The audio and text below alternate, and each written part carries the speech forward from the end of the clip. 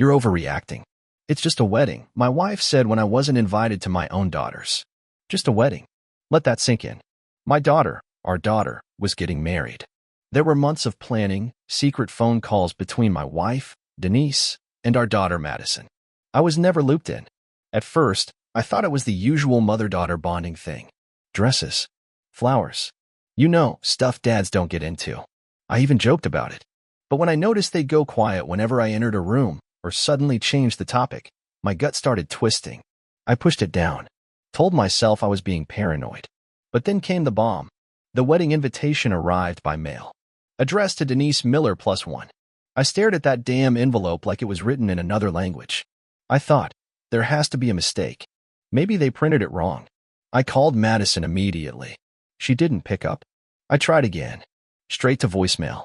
An hour later, Denise walked in with her usual smug face, iced coffee in hand, sunglasses still on indoors. I showed her the envelope. And you know what she said? You're overreacting. It's just a wedding. That's when something inside me snapped.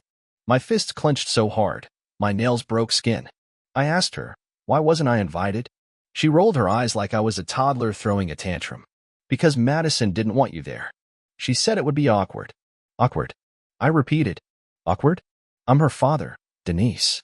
She sipped her coffee, leaned on the kitchen island, and gave me this look, like I was dirt under her shoes. You made her childhood miserable with your moods. Your so-called discipline. She wants a day without drama. I was stunned. I'd never hit my daughter, never yelled at her. I worked 60 hours a week to keep that girl in private school, bought her first car, and helped her through her first breakup at 2 a.m. when Denise was passed out drunk on the couch after another girls' night. Denise, now smirking, added the final stab. Besides, I'm taking someone else. Silence. I asked, slowly, like a man who wasn't sure he even heard correctly, You're taking someone else to our daughter's wedding? She just nodded, as casual as telling me we were out of milk. That night, I booked a trip. Somewhere far. Somewhere I wouldn't have to see the wedding photos. Somewhere I wouldn't have to hear about the speeches, the toasts, the father-daughter dance that I wouldn't be part of. 3 days later, while I was walking along a quiet beach in Costa Rica, I turned on my phone. 12 missed calls. 7 voicemails. 32 text messages. All from family. All in a panic. The first voicemail was from my brother, shouting over some kind of commotion in the background. Look, where the hell are you? Call me back, man. Something went down at the wedding. You won't believe this *T. I stopped walking. The world around me went quiet, the sound of the waves fading into static. My heart was hammering against my ribs. I called him back. He picked up on the first ring. Bro, Denise brought her boy toy to the wedding. Madison's wedding. And guess what? The idiot made a toast, drunk off his *SS, called Madison his stepdaughter in front of everyone. Your mother fainted. Then Denise slapped Aunt Carol. Cops came. It was a total disaster. I didn't respond. Just held the phone to my ear, my jaw clenched, my vision blurry. Denise. Of course it was Denise. Of course she had a boy toy. Of course she ruined our daughter's wedding. And of course it took public embarrassment for everyone to see what I had been trying to swallow for the last 2 years. But it wasn't just about the wedding anymore. No. Something had snapped. And I needed to know everything. The betrayal wasn't just emotional, it was strategic. Calculated. And now, I was done pretending not to see it. The mask was off. And I was going to uncover every filthy little lie she buried beneath that perfect smile. I flew home the next day. The moment I stepped through the front door, I felt it. This thick tension in the air, like the house itself was bracing for impact. Her shoes were in the hallway, the same heels she probably wore to the wedding. I stood there staring at them for a moment, imagining her walking in on the arm of some greasy bastard while our daughter smiled and pretended everything was normal. I heard her upstairs. Music playing, faintly. She was humming. I walked up slowly. No rush. Just soaking in every second of what was about to happen. She was in the bedroom, in front of the mirror, brushing her hair like nothing happened. She saw me in the reflection and said, "Oh, you're back early." I didn't answer. Just walked in and closed the door behind me. You didn't miss much, she continued, completely unfazed. The wedding was fine. A bit of drama, but you know how Carol gets. I stared at her. She turned and gave me that fake smile again, the one she's used for years. The one that used to fool me. So, how was Costa Rica? She asked, as if I'd just come home from a business trip. I took a step closer. Did you really think I wouldn't find out? She blinked. Find out what? The guy you brought. The one who made the speech. Her expression didn't even twitch. Oh, him. Who is he? Why does it matter? She asked with a shrug. You left, remember? You booked yourself a nice little vacation while your daughter got married. That's what people will remember. I felt my stomach twist. I left because I wasn't invited. You could have fought harder, she said, turning back to the mirror. You could have tried. But no, you ran away. Again. I snapped. I ran away? I stayed in this house while you treated me like I was invisible. I stayed when you came home at 2 a.m. reeking of perfume that wasn't yours. I stayed when I found the receipt for the hotel room on your card. You think I didn't know? You think I didn't notice your phone always flipped face down, your password suddenly changing, your late-night showers? She stayed quiet for a moment. Then, you sound pathetic. That word hit harder than any slap. I took a breath. Who is he? She finally looked at me. His name is Derek. He's younger than you. Fitter. Doesn't sulk around the house. And when I talk, he actually listens instead of staring at his phone or acting like everything's a damn problem. I laughed bitterly. So this is what you trade years of marriage for? A gym rat with a good jawline and no responsibilities. At least he makes me feel alive, she snapped. You haven't touched me in months. I stepped back, like her words physically shoved me. Because every time I looked at you, I saw someone who wasn't mine anymore. She stood up, now defensive. You think you're some kind of victim in all this? You were never there. Look. Always working. Always tired. You stopped trying years ago. I couldn't believe what I was hearing. All those nights I stayed late, pushing overtime just so we could afford vacations, gifts, Madison's college. She saw that as me not trying? I shook my head slowly. You really are something else. Oh, please, she said, arms crossed. You're just mad because someone else wanted me and you didn't. There was silence. And then I said it. Pack your things. She laughed. Excuse me. You heard me. I'm done. You crossed a line, Denise. Not just with me, but with Madison. With the whole family. You humiliated everyone. This isn't about just a fling anymore. This is about who you've become. She stepped closer. You think you're going to kick me out of this house? I'll call Madison right now. I'll tell her you're being abusive. I'll make one post online and you'll be the villain. That's how easy it is for women now. Look. Wake up. I stared at her. No more anger. Just cold, clear realization. You won't need to, I said. Because I'm leaving. But I'm taking every shred of evidence with me. Every screenshot. Every bank record. Every receipt. Every lie. I'm done being the quiet one. I turned to walk out, but she grabbed my arm. Her voice lowered, suddenly less smug. Luke, don't do this. I looked her in the eyes. You already did. I pulled my arm free and walked downstairs. Each step felt like closing a chapter. By the time I hit the driveway, I already knew where I was going next. To someone who still respected me. To someone who deserved to know the truth. Madison. I drove straight to Madison's place. My hands were gripping the wheel so hard they ached. I hadn't seen her in weeks, months, maybe.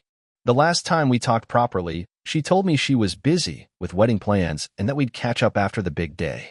Now, I knew what that really meant.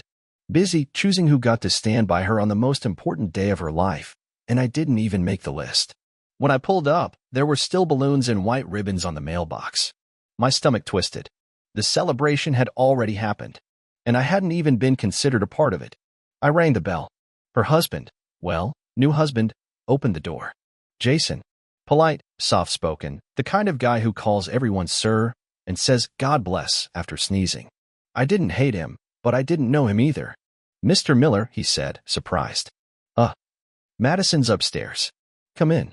I stepped into the house, glancing around at the decorations. Photos on the walls, one giant print of Madison in her wedding dress on the staircase wall. She looked happy. Beautiful. Like the little girl I used to carry on my shoulders at the fair. But I didn't recognize the man standing beside her. I mean, yeah, it was Jason, but it should have been me in that picture too. Standing on her left, giving her away, smiling through tears. But I was invisible. Madison came down the stairs slowly. She wasn't smiling. Dad, she said softly. Can we talk? I asked, voice low. Alone. Jason took the hint and nodded, disappearing into the kitchen. Madison motioned to the living room. We sat, and for a second, neither of us spoke. Why? I finally asked. She looked down at her hands. It wasn't supposed to happen like that. Then how was it supposed to happen? I said. You and your mother schemed for months, invite her boyfriend to your wedding, and leave me out like I don't even exist? It wasn't about you, she said. It was about keeping the peace. Keeping the peace? I repeated. You thought not inviting your own father would keep the peace? She swallowed. Mom said you'd make a scene, that you'd judge Jason, or criticize the ceremony, or... That's what she told you? I said, heart pounding. Madison, do you know how many nights I worked late to pay for your schooling? How many arguments I had with your mom just to make sure you had the life you deserved? You think I would have ruined your day? Tears welled in her eyes, but I wasn't letting her off that easy. She brought a man to your wedding, I said. A man she's been sneaking around with for months. He gave a toast, called you his stepdaughter, and nearly started a fistfight at the reception. That's what you picked over me. Madison finally broke down. I didn't know he was coming. I froze. What? I swear, Dad. Mom told me she was bringing her friend Karen. She said you were going to be out of the country and that it was better this way. She said you were cold and bitter and you didn't care anymore. That hit me harder than anything. She poisoned you against me, I said quietly. She turned my own daughter against me so she could play out some sick fantasy with her boy toy. Madison nodded slowly, wiping her cheeks. I didn't want to believe it until he opened his mouth. Then I realized, you weren't the problem. I leaned back, staring at the ceiling. Years of memories swirled in my head. Birthday parties, scraped knees, homework at the kitchen table. I had been there for all of it. And Denise erased me with a few whispered lies. I want to fix this, Madison said. Please. I looked at her. My daughter. My blood. Fixing this means telling the truth, I said. To everyone. To Grandma. To the family. Because right now, they think I bailed. They think I was some bitter old man who couldn't even show up. I'll tell them, she whispered. I'll tell them everything. I stood up, feeling hollow but focused. One more thing, I added. You're married now. And trust me, betrayal doesn't always come with a warning. You love Jason, right? More than anything, she said. Then don't let anyone, twist your truth. Not even family. Learn from what your mom did. Love is about loyalty, not convenience. She nodded, silent tears running down her cheeks. As I walked out, Jason gave me a small nod of respect. But when I got in the car, I didn't feel victorious. I felt broken. I'd gotten answers. I'd been hurt. But something inside me had changed forever. And when I looked at my phone and saw Denise's name flashing across the screen again, I didn't hesitate. I hit block. The next few days were quiet, too quiet. The kind of quiet that presses down on your chest when you're lying awake at 3 a.m., staring at the ceiling, wondering how the hell you missed it all happening right under your nose. Denise hadn't called or texted again. Not since I blocked her. But I knew she wouldn't go quietly. That woman thrived on control, and me walking away from her chaos wasn't part of her script. So I waited. And sure enough, the storm came. It started with a knock at the door. I opened it to find Denise standing there like she still owned the place, tight dress, sunglasses pushed up on her head, fake tan glowing under the porch light. Her lips curled into a smirk like she was expecting me to beg her to come back. Can we talk? She asked, already stepping inside. I didn't stop her. I just followed her into the living room, arms crossed, saying nothing. You've made quite the scene, she started, dropping her purse on the table. Madison called me crying, said you filled her head with all kinds of crap. I narrowed my eyes. Truth isn't crap, Denise. It's just something you're not used to hearing. She laughed short, sharp, and hollow. Oh, please. You're acting like I'm some villain. Like I planned this whole thing to hurt you. You did plan it, I snapped. You lied. You manipulated our daughter. You brought your damn lover to her wedding like it was some kind of joke. Her eyes flashed. Don't call him that. Why not? That's what he is, isn't he? Or do you have another one stashed away somewhere too? That hit a nerve. She stiffened. I'm not here to fight, she said, suddenly softening her tone. I'm here because we need to figure things out. The house. The finances. Madison's caught in the middle of this. Don't you dare act like you care about Madison, I growled. You didn't care when you left me out of the biggest day of her life. You didn't care when you brought a stranger into our home behind my back. Don't act like the mother of the year now. She stood there, silent for a moment, and then her voice turned cold. You really think you're going to come out of this looking clean? You think people won't believe me when I say you were emotionally abusive? That you pushed me away? There it was. The threat. I knew it would come. You can try, I said. But I've got receipts, Denise. I've got screenshots, texts, bank statements, hotel bills, timestamps, and more. You want to go to war? Fine. But I don't think you'll like how it ends. For a second, I saw something rare in her eyes. Fear. She grabbed her purse slowly, tried to mask her shaken breath. You always were dramatic. And you always were fake. She stormed out, slamming the door behind her. The sound echoed through the house. That night, I opened a folder I'd been keeping for months. Something in me had known, even before the wedding drama, that something was wrong. I had everything. The calls to unknown numbers, the receipts from hotels near her office, even the photos of her car parked outside that Jim Derrick worked at. I had built a case. Quietly. Carefully. I wasn't planning to go nuclear, not yet. But I wasn't going to let her drag me down either. The next day, I went to see a lawyer. I laid it all out, every detail. She read through everything, her expression growing tighter with each document. You've got more than enough, she said, looking up at me. Infidelity. Emotional distress. You'll walk out of this with everything you need. I nodded, but it didn't feel like a win. It felt like putting a dying animal out of its misery. When I left the office, my phone buzzed again. This time, it was my sister, Laura. Hey, she said. I just wanted to tell you. I saw the pictures. From the wedding. And I'm sorry. I didn't say anything. She embarrassed herself. Not you, she continued. Everyone saw it. The whole family's behind you now. I stared out the windshield of my parked car, watching raindrops slide down the glass like they were racing each other to disappear first. Thanks, I finally said. It's not over yet, but I'm getting there. After we hung up, I just sat there, hands on the wheel, engine off, thinking. Denise had always been good at making me doubt myself, twisting guilt like a knife until I started believing I deserved it, that I was the problem. But now, I wasn't that man anymore. She lit the match. Now she gets to watch the flames. A few days passed. Silence again. The kind that comes not from peace, but from someone plotting their next move. I knew Denise too well. She wouldn't just disappear. She needed control. Needed to be the one who pulled the strings. So when the email arrived, I wasn't surprised. But what was in it? That made my blood boil. Subject: let's talk, for Madison's sake. Attached were scanned pages. A letter from her lawyer. Denise had officially filed first. Divorce.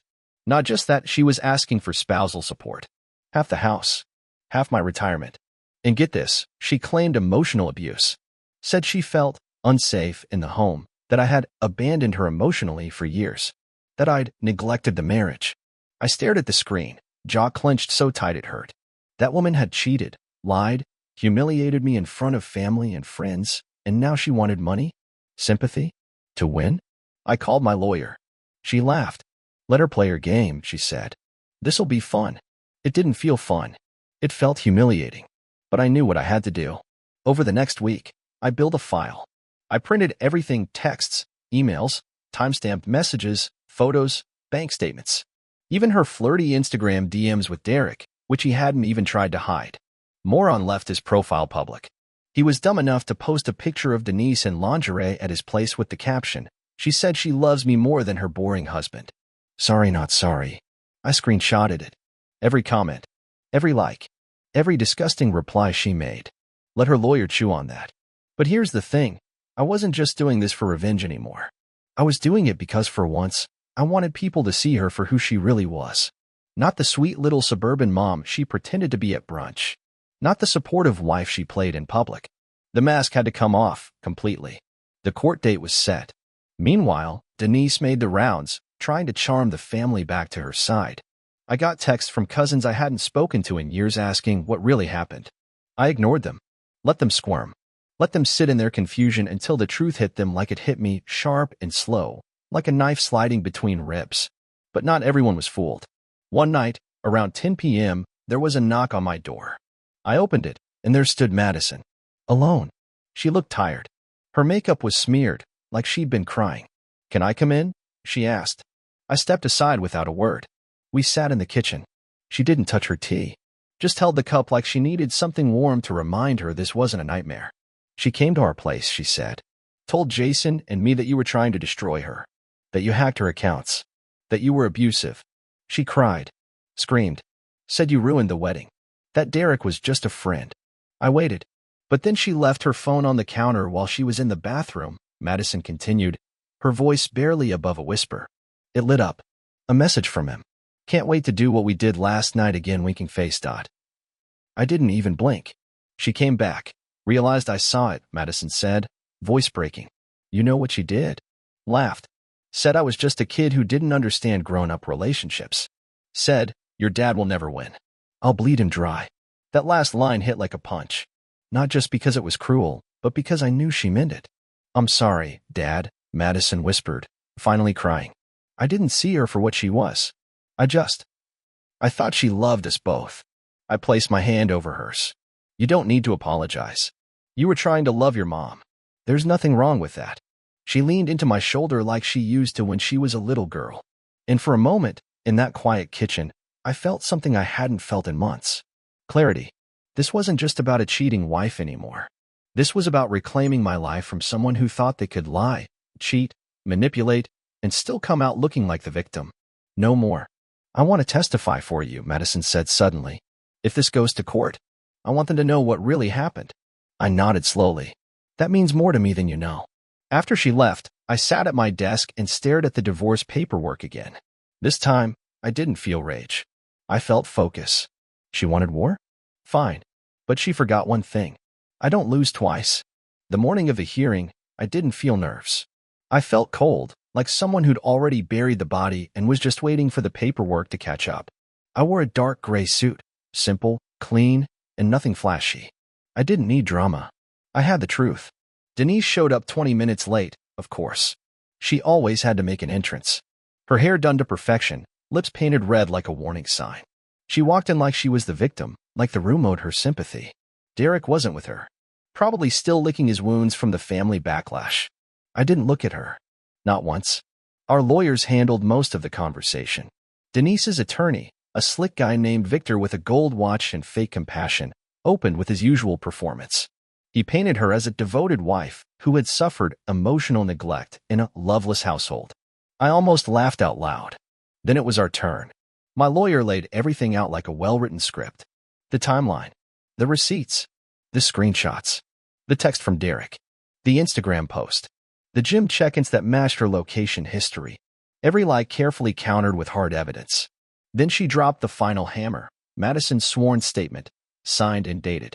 The judge's expression didn't change much, but I could tell he wasn't buying Denise's crocodile tears anymore. Denise kept glancing over at me during the hearing, waiting for me to react. I didn't. I sat still, eyes forward, like she wasn't even there. That silence? It was louder than anything I could have said. After hours of back and forth, the session adjourned. No decision yet, more documents needed to be reviewed. But the damage was done. Outside the courtroom, Denise finally cornered me. You smug bastard, she hissed, stepping close. You think you've won? This isn't over. I looked her dead in the eye. You're right, I said calmly. It's just beginning. She stared at me like she didn't recognize me anymore. And maybe she didn't. Because the man she used to twist around her finger was gone. Replaced with someone who'd already lived through the worst and came out colder, sharper. Do you know what it's like to feel invisible in your own home? I said. To have your daughter's wedding planned behind your back? To find out the woman you've loved for 20 years has been laughing behind your back with a guy half your age. She rolled her eyes. Spare me the pity party. Oh, there's no pity, I said. There's just facts. And the fact is, you ruined your own life. All I did was stop covering for you. She turned and stormed off like she always did when she had nothing left to say. Later that night, I got a call from Madison. She and Jason had seen the online chaos. Denise had tried to twist the story on Facebook, posting vague quotes about narcissistic men and how she was finally free. But the comments weren't going the way she hoped. And Carol wrote, "Is that what freedom looks like? Bringing your boyfriend to a wedding and slapping people?" Uncle Tom replied, "Pretty bold move to accuse your husband of abuse when you've been sneaking around with your trainer for 6 months." It was like watching a snake writhe in sunlight. The more she moved, the clearer people saw what she really was. I didn't reply to any of it. Didn't need to. I spent the evening packing the last of her things. Everything she'd left behind. Her shoes, makeup, photos. Even that dumb scented candle she always lit after her fake gym sessions. I boxed it all up and left it on the porch. Then I sat on the couch with a beer, stared at the blank TV, and let myself breathe for the first time in months. The pain was still there, of course it was. You don't spend 2 decades building a life with someone and walk away without scars. But the betrayal? It didn't own me anymore. I could feel the rage slowly turning into resolve. She took so much. My trust, my time, my dignity. But what she didn't take, what she couldn't take, was my backbone. And that was the one thing I still had left to fight with. Weeks passed. The court process dragged on as expected. Motions, hearings, more letters from her overpriced lawyer, full of fake concern and veiled threats. But I didn't flinch. Every time another envelope showed up in the mail, I added it to the growing pile on my desk. Her lies were a joke now. Predictable, exhausting, but harmless. Like a dog barking behind a locked gate. Then came the unexpected twist. I was at work when I got the call from Derek.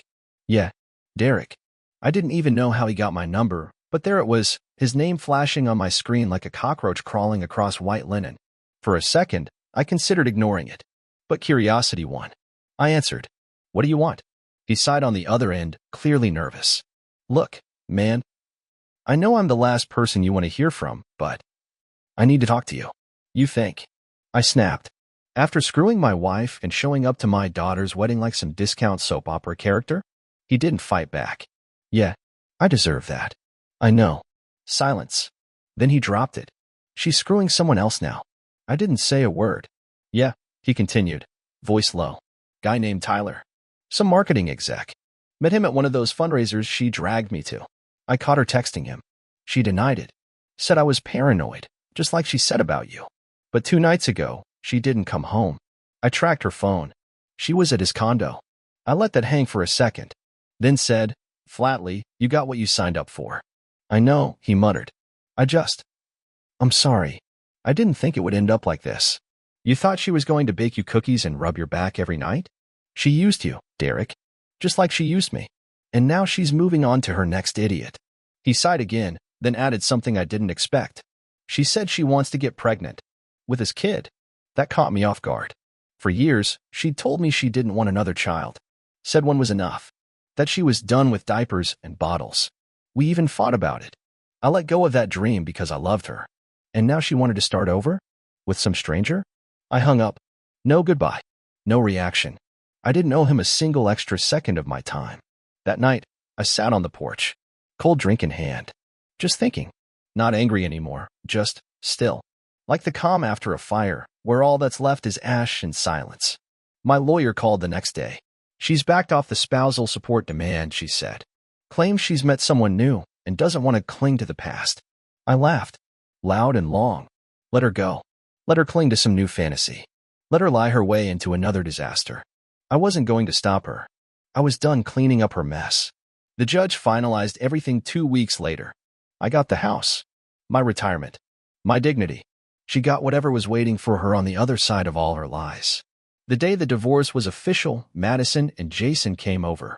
They brought dinner, just the 3 of us. Madison cooked, her mom never did.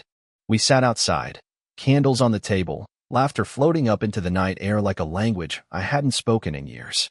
At one point, Madison leaned over and said, "You look lighter." And maybe I was.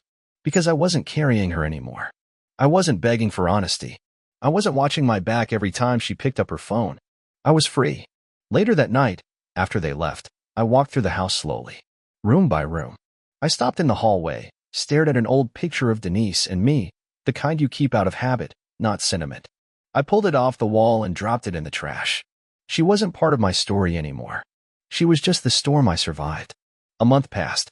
The dust had settled, the court was behind me, and for the first time in what felt like forever, my mornings didn't start with a pit in my stomach. But it was strange how silence could be louder than the chaos I'd grown used to. No more slamming doors. No more fake apologies. No more tiptoeing around her moods. Just the hum of the fridge, the creak of the floorboards, and my own breathing. At first, it felt like loneliness. But after a while, I realized what it really was: peace. Still, I didn't let my guard down. Not fully. Because I knew Denise. And people like her don't walk away quietly. Sure enough, it started again. A message. A casual, "Hey," from an unknown number. Then another one the next day. "You around? Can we talk? I miss you." I didn't answer. I blocked the number. Then came the email. No subject line. Just 5 words. "Do you ever miss me?" I didn't open it. I didn't need to. That was her game planting seeds. Testing cracks in the wall she helped build and tear down. But there were no cracks left. Later that week, I ran into her mother at the grocery store. Nancy, sweet woman, always looked at me like I was the son she never had. She stopped me by the produce section, her face full of discomfort. She told me she wants to come home, she said. I blinked. Home. Nancy nodded, voice quiet. She says she made a mistake. That things didn't work out with that guy. Or the one after him. I gave a dry laugh. There were more. Nancy didn't answer. Didn't need to. She's not coming back here, I said calmly. Not now. Not ever. I figured, Nancy said. I had to say it. For her. She's my daughter, Luke. I get it, I said. But your daughter lit a match and watched me burn. She's not getting another chance. Nancy looked down, ashamed. She didn't argue. She just nodded and walked away. That night, I opened my journal. One I hadn't touched in years. I started writing, not about her, but about me. About everything I let slide. About how I shrank myself to keep the peace. How I thought compromise meant swallowing pain. And how I was done with that version of myself. Because the truth was, I had spent so much of my marriage trying to fix someone who didn't want to be fixed. Trying to hold on to a woman who wore loyalty like a costume and love like a tool. And I had paid for it, emotionally, financially, even physically. But I'd survived. And now? I was rebuilding. Slowly. Quietly. A few weeks later, Madison surprised me with something. A framed photo of us from her graduation. Just the two of us. She'd added a quote at the bottom. The ones who stay silent are often the strongest. I put it on my nightstand. Not as a reminder of the past, but as proof that I made it out. That I didn't lose. I lived. And I'd never go back to the version of me that let Denise take pieces of my soul and pretend it was love. She'll move on. She'll lie to someone else. She'll paint herself as the victim in some new story. Let her. That chapter's closed. That book is burned. And I'm already halfway through writing the next one. Summer came. The kind of summer that makes everything feel lighter. Air, skin, heart. I found myself sitting outside more often, doing nothing in particular. Just existing.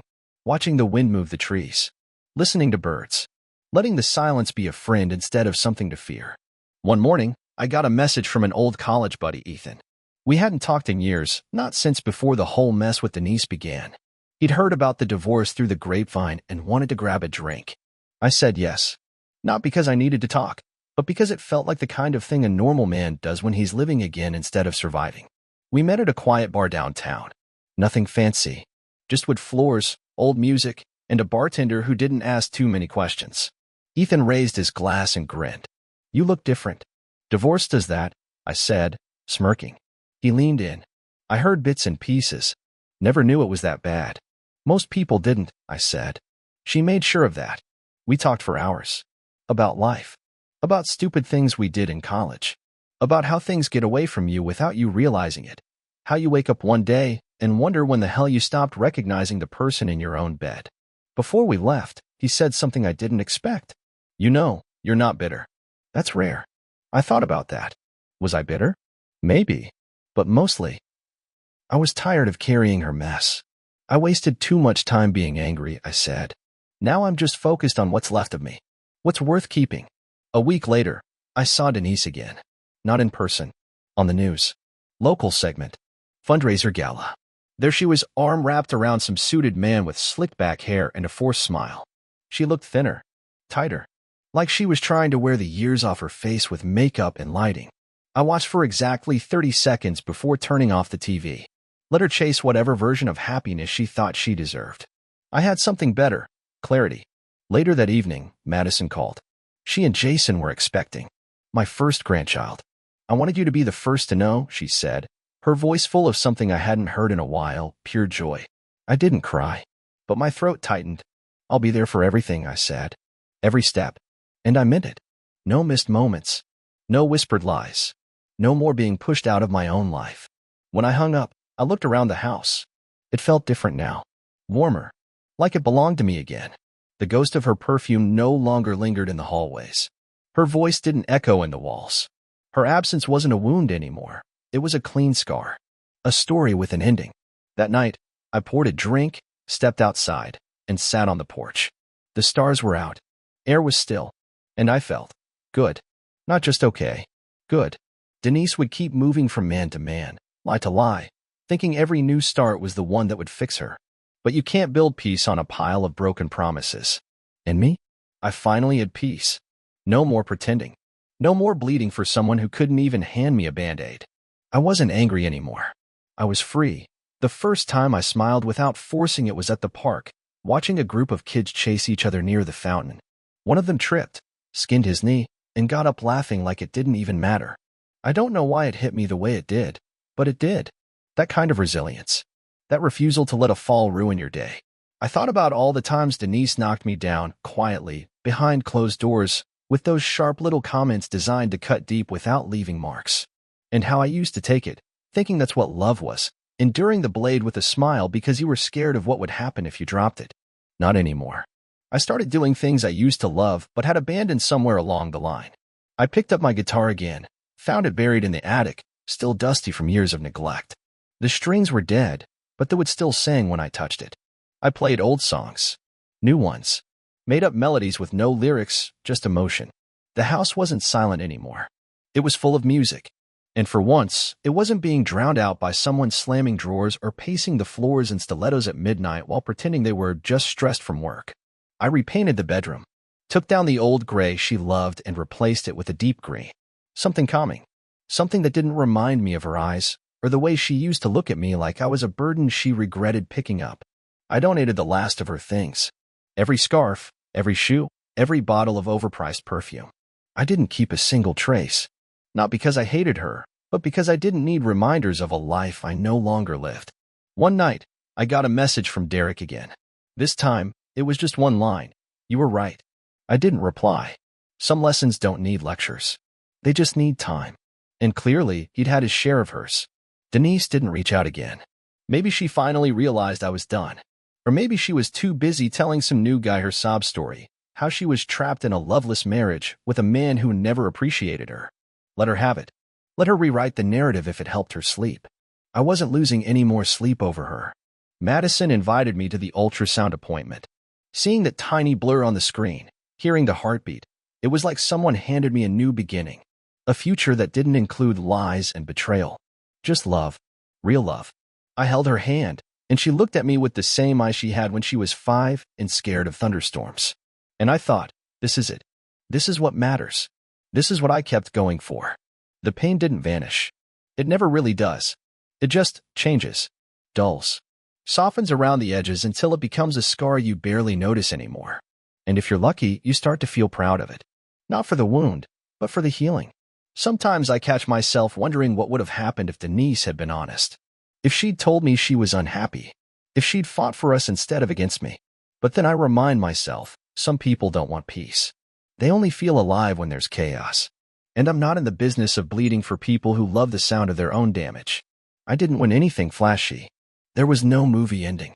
No dramatic apology or grand redemption. Just a man, finally free, finally whole, finally home in his own skin. Fall rolled in like a soft sigh, cooler mornings, earlier sunsets, leaves turning the color of fire before dropping one by one. Everything felt quieter, slower, but not empty. Peaceful. Like life was finally letting me exhale. I'd gotten used to being alone. Not in a bitter, lonely kind of way, but in a clean, uncluttered way. There were no more games, no mind reading, no wondering who was lying and when. I knew where everything was, both in my house and in my head. Madison called more often. She'd send baby name ideas, videos of her baby bump, little voice notes saying, "You're gonna be the best grandpa." Sometimes I'd just replay them at night before bed, not because I needed reassurance, but because it reminded me what survival gave me, a second chance to be present. And then one afternoon, while walking downtown with a coffee, I saw her. Denise. Standing outside a boutique in heels too high for her age, sunglasses on even though it was overcast, laughing way too hard at something some man beside her had just said. He wasn't Derek. He wasn't the last one, either. Just another suit. Another guy that hadn't figured her out yet. She didn't see me. Or if she did, she pretended not to. I didn't stop walking. Didn't flinch. But a strange calm settled over me like a quiet curtain closing. She didn't matter anymore. The anger was gone. The betrayal? Just a chapter.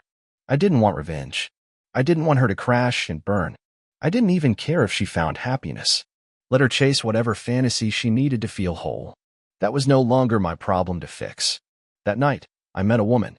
Not in some forced dating app kind of way. Just two people reaching for the same book at a bookstore. She laughed when our hands touched the cover at the same time. One of those genuine laughs, no filters, no hidden meanings. Her name was Claire. Divorced too. 2 grown kids. Wore no makeup. Her eyes told the truth before her mouth even opened. We had coffee. Talked for hours like time had no business interrupting us. No expectations. No masks. Just 2 people with scars that didn't scare each other. And that's when I knew Denise was my lesson. Claire might be my peace. You never forget what betrayal feels like. You never fully erase the sting of knowing the person you trusted most used that trust as a weapon. But if you're lucky, if you survive it, grow through it, you come out the other side with something even stronger. Boundaries. Self-worth. The ability to look someone in the eye and say, you don't get to break me. I wasn't broken. I was rebuilt. And this time, no one gets to touch the foundation but me. Winter came. Not the cruel kind, but the quiet one, where the world slows down and everything feels still, reflective. I'd always hated this season. The cold, the gray skies, the long nights. But this time, I welcomed it. There was something honest about it. No pretending. Just truth in its rawest form. And I learned to love the truth, even when it hurt. One morning, I stood at the window with a mug of coffee, watching the first snowfall. It wasn't dramatic. Just soft flakes drifting down, covering the lawn like a clean slate. I thought about everything that had happened. Every lie, every fight. Every night I lay awake wondering what I did wrong. And for the first time in a long time, I didn't feel pain when I thought of her. I felt nothing. Not hate. Not bitterness. Just the final silence of something that had died long ago, and now, at last, was buried. The house was warm. Madison had knitted a tiny blue blanket for the baby. She sent me a picture the night before, Jason asleep on the couch, her feet in his lap, the blanket folded on her belly. My grandson was due in a few weeks. My grandson. It still hit me in waves. I was already planning to build a crib in the spare room. I had tools, wood, time, and finally, the peace of mind to do it right. No distractions. No drama. Just purpose. Claire and I still talked. No pressure. Just easy connection. She understood silence the way I did. Understood that sometimes, healing doesn't look like fireworks. It looks like making dinner for 2 and not flinching when the phone rings. One night, as we were walking back to our cars after a late dinner, she asked, if you could go back and undo it all, erase her completely, would you? I thought about it. About the years with Denise. The betrayals. The sleepless nights. The look on Madison's face when she realized what her mother had done. The pain. Then I thought about who I'd become because of it. The strength I'd been forced to find. The freedom I'd earned. And I said, no, I wouldn't. She nodded. Not surprised. She understood. Because the truth is, some scars teach you who you are. I learned to speak up. To stand my ground. To stop accepting half-love in exchange for full loyalty. I learned that being a good man doesn't mean being a quiet one. That real love never demands your silence. So if someone asked me now what I'd tell another man going through what I went through, I'd tell him this. She will lie. She will twist your words. She will make you question your own memory. She will smile while she's burning your world down. And you will ache in places you didn't know existed. But don't beg. Don't chase. Don't let her rewrite your worth. Stand up. Speak the truth. Hold the line. And one day, when the silence finally settles, you'll realize you didn't lose her. You found yourself. And that's the only win that ever mattered. Right after our anniversary dinner, while we were driving home, my wife looked at me and said, these 8 years, I spent them with a weak man. 8 wasted years. That moment cracked something inside me. The words didn't sting, they detonated. We had just toasted with wine, shared a dessert, smiled for photos. I bought her a bracelet with our wedding date engraved. She wore it like a chain, and clearly, she wanted off the leash. I pulled over. No yelling, no cursing, just silence. I opened her door and said, walk. She stared at me, smirking. You're not serious. 5 kilometers from our house. No streetlights. Just her heels clicking against the night and my engine fading into the distance. I didn't even look back. By the time she got home, heels in her hand, mascara smudged, fake tears ready, I was gone. Left the door unlocked. She walked into silence. On the kitchen table, her wedding ring, divorce papers, and a folder. She thought the ring would hurt. Thought the papers were the climax. But the folder, That folder shredded the lies she wrapped around herself like a second skin. Inside were photos, phone logs, hotel receipts, a printed screenshot of a message from someone named Colton. His message read, "Tell him whatever. He's soft. You're mine tonight." She wasn't ready. No one would be. Let me rewind, just for context. My name is Nathan Brooks. 38. Own my own auto repair business. Built it from nothing. Married Tiffany Collins, now Brooks. 8 years ago. I met her when I was fixing her dad's vintage Camaro. She was the kind of woman who didn't walk into a room. She announced herself. Loud laugh. Loud opinions. Loud lies. The change started 6 months ago. First, it was the phone. Always flipped down. Always locked. Then the perfume. Something new, expensive, not the one I bought her last Christmas. She started working late. Sometimes she'd come home smelling like hotel soap. Once I found an Uber receipt to a rooftop bar in a part of town she swore she'd never step foot in. I gave her space. I gave her trust. I gave her everything. She gave herself to someone else. The night I knew, was 2 weeks before our anniversary. She came home humming, tipsy, careless, left her purse on the counter. Her phone buzzed, and I shouldn't have looked. But God, I'm glad I did. Last night was fire. That thing you do with your mouth, damn. From Colton. That name again. Colton. I scrolled up. Dozens of messages. Videos. One where she called me a boring little man. Said she faked it every time. Laughed. Sent him a photo of the bracelet I gave her and captioned it. This idiot thinks it means something. That night, I didn't sleep. I printed everything. Made copies. Created the folder. I planned it like surgery, precise, quiet, final. I took a day off work, moved most of my savings into a private account, and filed for divorce. The lawyer said, "You sure you don't want to confront her first?" I said, "Oh, I will. Just not with words." That brings us back to the drive. To the silence. To her walking in heels through cold asphalt while I vanished from her life. I didn't leave a note. I didn't know her that. The folder was enough. Later, I imagined her reaction. She probably threw the ring. Probably screamed. Cried. Maybe called Colton. Maybe he didn't pick up. Maybe he was already with someone else. Because men like him, they don't stay. And women like her, they never expect the quiet ones to fight back. I slept that night in a motel 2 towns over. Slept well, for the first time in months. I dreamt of nothing. Just darkness. Peaceful, empty darkness. But that peace wouldn't last. At 7:14 a.m., my phone rang. Unknown number. I picked up. It was her. Voice trembling. "Nate, what is this? What did you do?" I said nothing. She kept going. "You think you're clever? You think this folder changes anything? You're still the same pathetic man you've always been." I said, "And yet, I'm the one who left." She screamed. Something about lawyers, about ruining me. I hung up. There would be more. More calls. More threats. More lies. But for now, I sat on that motel bed, stared at the ceiling, and smiled. Because I'd finally done something for me. And that folder? That was just the beginning that I didn't expect peace to last long. The moment Tiffany found the folder, I knew it would detonate the fragile version of reality she'd been clinging to. I imagined her shaking hands flipping through page after page. Hotel confirmations, timestamps, photos of her and Colton kissing in parking lots. Her lying in his lap in that neon-lit bar on 5th. She liked to think she was clever. Untouchable. But I'd been watching longer than she knew. 3 days after I left, I returned to the house. Not to reconcile, but to gather the last of my things. I knew she'd be gone during the day, probably with him. The place was eerily quiet. The air inside still carried her perfume. Strong, sickeningly sweet, and now it made my skin crawl. Her laptop sat open on the kitchen island. She'd never been careful. Always assumed I wouldn't dig. But I was done being polite. I clicked into her email. There it was. Dozens of messages to Colton. Some under her actual account. Others from a fake Gmail. tiff.wild.88. You drive me crazy. I swear, if he finds out, I'll just tell him I'm bored. That's not a crime, right? He doesn't touch me like you do. He just exists. And this one, don't get jealous. You know you're the one I think about when I fake it. My fists clenched. I could feel the blood rush to my ears. Not because of the words, but because I remembered that night. The one she faked. It was our anniversary last year. I thought it was special.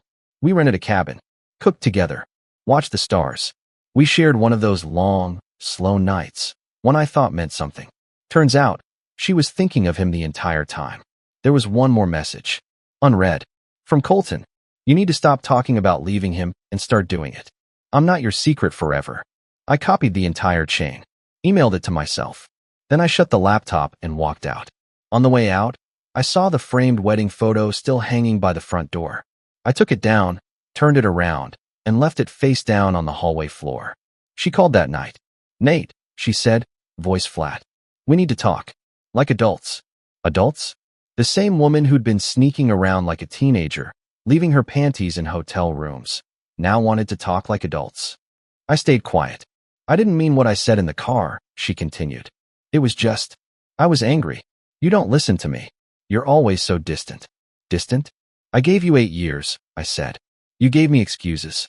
Then she dropped the mask. You're really going to throw this all away over a few mistakes? Mistakes. Mistakes are burning dinner or forgetting an anniversary. You don't accidentally let another man undress you. She went quiet for a moment, then laughed. Fine. Maybe I was bored. Maybe I wanted something different. Doesn't mean you get to ruin my life. That's when I realized something. She didn't regret the affair.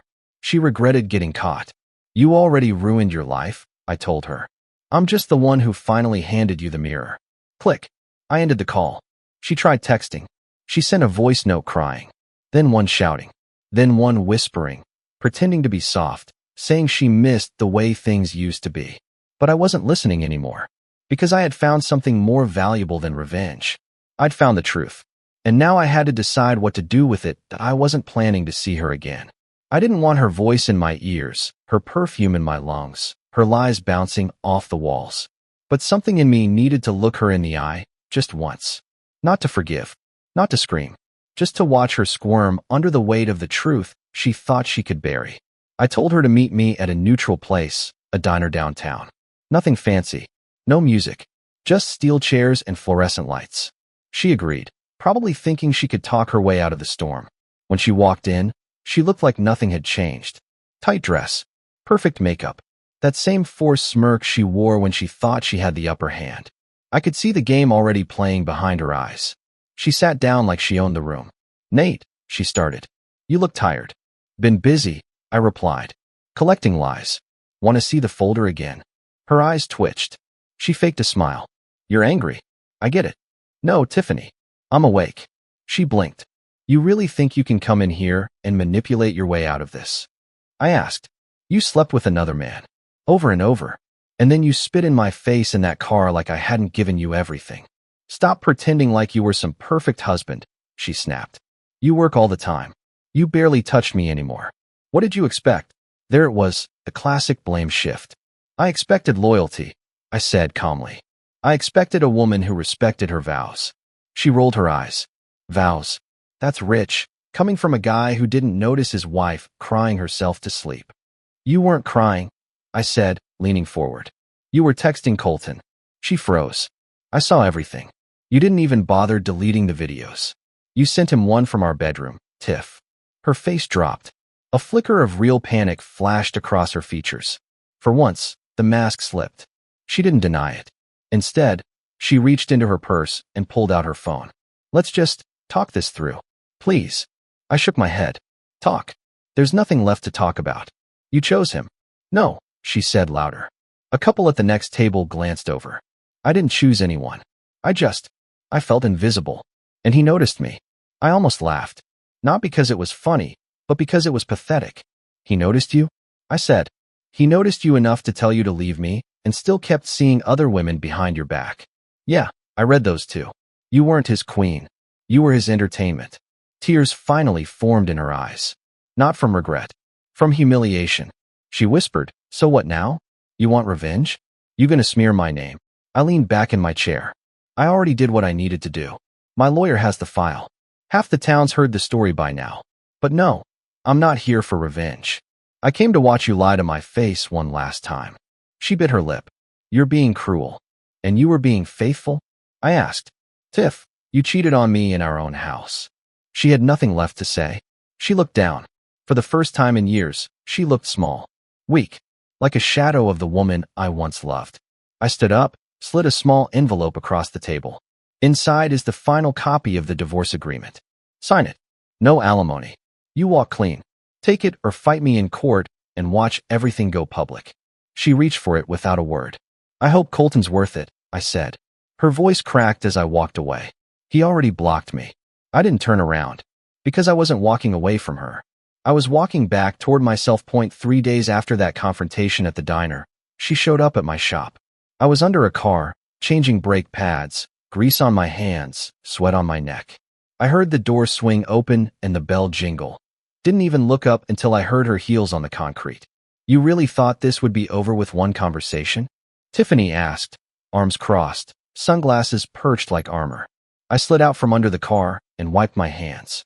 You shouldn't be here. You humiliated me, Nate. I stared at her. You humiliated yourself. She walked closer, ignoring the stares from my crew. My family's calling. Friends. People are asking questions. You told people. I didn't tell anyone anything. I just stopped lying. Bull. She started, then paused. Her voice dropped. You're trying to destroy me. No, Tiffany. You already did that yourself. I just stopped covering for you. She stared at me like I was someone she didn't recognize. And maybe I wasn't the man she married anymore. Maybe she'd burned that man to the ground. And what was left standing now was someone sharper, colder, freer. Why are you even here? I asked. I don't know, she whispered. I don't know where else to go. The vulnerability in her voice used to undo me. Not anymore. You had a home, I said. And you set it on fire. She wiped her face. I thought he loved me. Colton. I laughed dryly. He loved the chase. He loved stealing what wasn't his. And now that you're not a secret anymore, you're not interesting. She sat down on the bench outside the bay. I was stupid. I didn't correct her. I wanted to feel wanted again. But now I feel disposable. You treated our marriage like it was disposable, I said. Now you know what it's like. She looked up at me, tears finally falling, no longer performed, real. Raw. I'm sorry. I believe you, I said. Her eyes lit up, just for a second. But sorry doesn't fix anything. That second passed. I signed the papers, she said. Left them at the house. Good. She stood up. So this is it. No, Tiffany. That was it. Everything since then has just been cleanup. She walked back to her car like a woman who lost a war she didn't even know she was fighting. And I watched her go without feeling anything. That night, I sat on the porch of the small place I was renting just outside of town. Crickets chirping, beer in hand, divorce signed, done, final. You think you'll feel broken after something like that. But sometimes the end feels like breath. I checked my phone. A few new messages. Old friends who heard what happened. Most said the same thing. Didn't think she had it in her. She did. She just wore a pretty disguise. And as I looked out into the quiet night, I realized I wasn't angry anymore. I was just done. Done explaining myself. Done defending someone who tore me down to lift herself. Done pretending that love should ever feel like war. Because the truth? I didn't lose her. She lost me. The weeks that followed felt unreal. It was strange waking up without her beside me. Stranger still to realize I didn't miss it. The bed was quieter, sure, but it was also mine again. No more fake apologies in the dark. No more whispered lies right before sleep. Just silence. Pure and honest. Tiffany had officially moved out of the house. I didn't want it anymore. Every corner held a memory that had turned sour. Me fixing the leaky kitchen faucet while she sat on her phone laughing at messages from Colton. Me planning a surprise trip while she scheduled her next girls' night. That wasn't really girls only. I put the house up for sale. I let it go like I let go of her. She didn't fight me for it. Probably because she thought she could trade her way into another man's home. But people like her? They never build. They only take. Word got around fast in our town. Small place. Everyone knew someone. And Tiffany had always loved being the center of attention. Except now she couldn't control the narrative. People started giving me looks, some with pity, some with quiet nods of respect. A few customers even tipped me more at the shop. My barber, Greg, pulled me aside one day. She really did you dirty, huh? He asked, gently. I nodded. Yeah, but it's over. He patted my shoulder. You're better off, man. Trust me. I've seen it a dozen times. Women like that, they only clap for themselves. But the thing is, even when it's over, it's not really over. Because late one night, as I was leaving the shop, I found her waiting outside, leaning on her car like a high school crush trying to look innocent. I almost laughed. What now? I asked, locking the front gate. She didn't move. I just wanted to talk. We already did. She stepped closer. Please. Just 5 minutes. I sighed, then leaned against my own truck. Fine. Say what you need to say. Her voice was quiet this time. Not angry. Not manipulative. Just hollow. You were the best thing that ever happened to me. And I destroyed it. I know that. I didn't say a word. I thought I needed more, she continued. But everything I chased, it meant nothing. Still, I stayed quiet. I'm alone, Nate, she whispered. I finally met her eyes. That's not my problem anymore. She nodded, almost as if she expected that. Do you ever think about us? Yeah, I said honestly.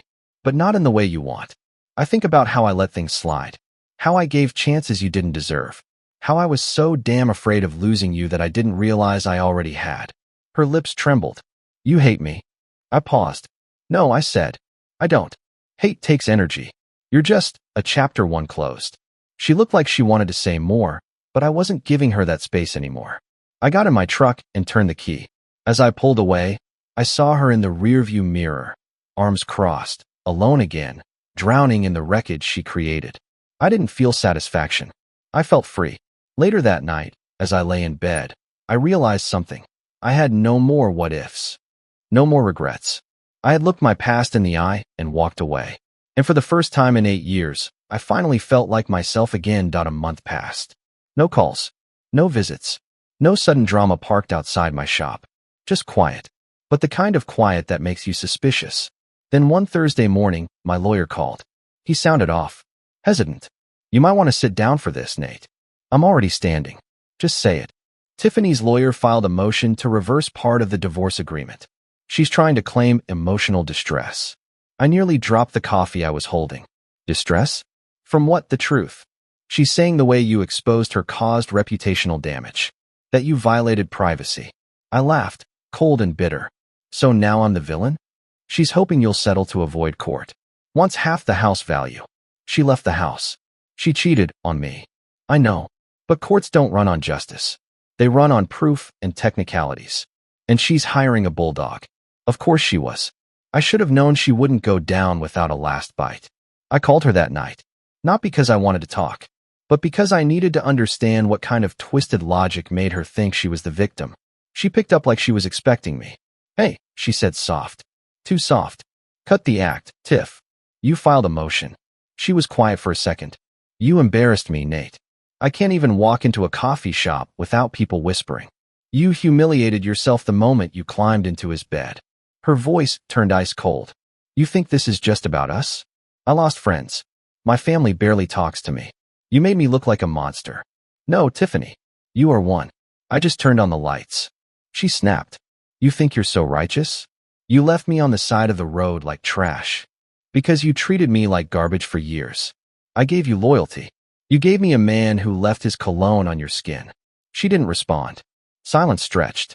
Finally, she said, you should have just let me walk away. I did. And then you turned around and tried to drag me back into your hell. Click. She hung up. It wasn't over. Not yet. I met with my lawyer again. We fought. We counterfiled. The game had turned legal now. She wanted blood or a payout. I wasn't giving her either. The court date was set. Meanwhile, something unexpected happened. My younger sister, Ellie, came by the shop one evening. She lived out of town, hadn't been around much. When she walked in, I was elbow deep in a busted transmission. Nate, she said, you look like hell. Thanks. She handed me a drink. Lemonade, our mom's recipe. I heard everything. I shrugged. Not everything. She looked at me. I was always jealous of you, you know? Thought you had it all. The house. The business. The girl. I sighed. Yeah, well, looks can lie. She nodded. But you're still standing. That matters. And it hit me, she was right. I had lost love. Lost a future I thought was set. But I hadn't lost myself. Not anymore. The legal fight would come. The drama might never end completely. But something inside had shifted. I wasn't reacting anymore. I was deciding. I would not let Tiffany define the rest of my life. That chapter was done. And it was time to start writing something new. The morning of the court hearing felt surreal. I stood in front of the mirror, buttoning my shirt, the same way I had hundreds of times before. Only this time, it wasn't for work or dinner or some forgotten celebration. This time, I was dressing to defend myself against the woman who used to call me her person. The courthouse smelled like antiseptic and anxiety. Fluorescent lights. Cold benches. Strangers arguing with lawyers. But all I could think about was how Tiffany once told me she hated places with bad lighting. Funny how that seemed fitting now. She arrived late. Walked in like she was on a stage. Her dress was cream-colored, deliberate, soft, calculated. As if she could fool the room into thinking she was some wounded angel. Our lawyers spoke before we did. I watched her fidget, twisting a ring on her finger. Not her wedding ring, of course. That one had been left behind like an afterthought. This one was probably some gift from a man who had no idea who she really was. The judge asked if we were open to mediation. My lawyer declined immediately. My client has already offered a settlement with 0 strings. She rejected it. Tiffany's lawyer stood and started his dance. My client has endured immense emotional trauma due to the malicious handling of private matters. Photos were shared, messages distributed without consent. Because she cheated, my lawyer cut in. Because she was exposed, the man snapped back. The judge raised a hand. Let's stay focused on the facts. My turn came. I stood up. My hands were steady. My heart wasn't racing. I looked directly at Tiffany. She wouldn't look back. Your Honor, I said, this case isn't about money. It's about accountability. My ex-wife made her choices freely. She lied. She betrayed. And she took steps to hide it until she couldn't anymore. What followed wasn't revenge. It was truth. Cold, undeniable truth. And if we start punishing people for telling the truth, then what are we even doing here? The judge nodded slightly. I sat down. Tiffany finally spoke. Her voice was soft but sharp. He left me on the side of the road. After you told me I was a weak man and our marriage was a waste, I added. She turned to the judge, tears forming. Real or fake, I wasn't sure anymore. I made mistakes. But I don't deserve to be punished for the rest of my life because I fell out of love. I didn't respond. I didn't need to. Because the folder, the one with the evidence, had already spoken louder than either of us ever could. The judge took a recess. We waited outside the courtroom in silence. She finally turned to me. Why do you hate me so much? She asked. I don't, I said. That's the difference between you and me. She blinked. You try to destroy what you can't control, I added. I just walk away from it. 10 minutes later, the judge returned. Motion denied. No money. No reversal. No sympathy.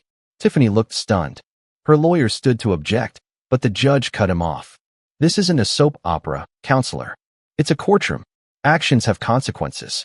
And just like that, it was over. We walked out, side by side, but not together. Never again. Outside, the sky was clear. Clean. Like something had been scrubbed out of the air. I didn't say goodbye. I didn't need to. Because the best kind of fire is the one you light without raising your voice. And I had already burned it all down, with silence. The week after court felt like stepping out of a tunnel I'd been trapped in for years. There was no confetti. No one clapped. No dramatic soundtrack in the background. Just me, standing in the middle of a quiet life I didn't recognize yet, but one that finally belonged to me. I moved out of the rental and into a smaller place near the lake. No memories there. No reminders in the corners. No ghosts in the walls. Just open space, the sound of water in the mornings, and silence that didn't feel heavy anymore. Some nights, I'd still catch myself reaching out, instinctively, to text her about something. A stupid joke. A memory. A song we used to argue about. But the phone stayed in my hand, screen blank, until I put it down. That impulse faded, eventually. Tiffany didn't reach out again. Not after the court. Not after losing. She vanished in that way people do when they have nothing left to steal from you. I heard through mutual friends that Colton moved to another state. Apparently, he'd been cheating on her too. Of course. Guys like him never stop hunting. I wondered how it felt for her to finally be on the receiving end. Maybe karma didn't always come swinging like a hammer, but it sure knew how to circle back with precision. One day, I got a letter in the mail. Handwritten. No return address.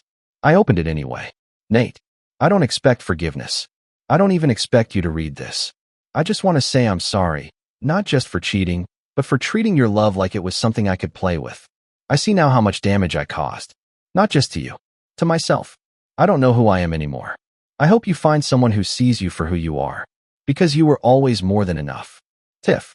I stared at the letter for a long time. Not out of emotion, but out of sheer disbelief. She finally admitted it. Too late. And for no reason other than to soothe her own guilt. I didn't respond. I burned the letter in a fire pit that night. Watched the edges curl and turn to ash. It felt symbolic, but not dramatic. Just necessary.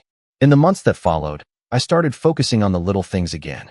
I took up fishing, helped my neighbor fix his fence, went on long drives with no destination. I started laughing again, really laughing. At stupid sitcoms. At dogs chasing their tails. At myself. And then, one Sunday, I met someone. Her name was Claire. She didn't look like Tiffany. Didn't sound like her. Didn't carry herself like she was always auditioning for attention. She was quiet. Thoughtful. She asked questions and actually listened to the answers. We talked for hours that first night. About music. Regrets. Childhood dreams. She never pried about my past, but I told her anyway. And she just nodded and said, "I'm glad you made it out." Simple. Real. There was no rushing it. No sparks flying through the sky. Just something steady.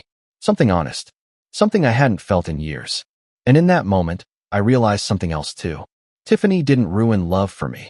She just taught me what it wasn't. So here's what I learned. If anyone's out there reading this, going through the same storm, when someone shows you their true self, don't waste time painting over it.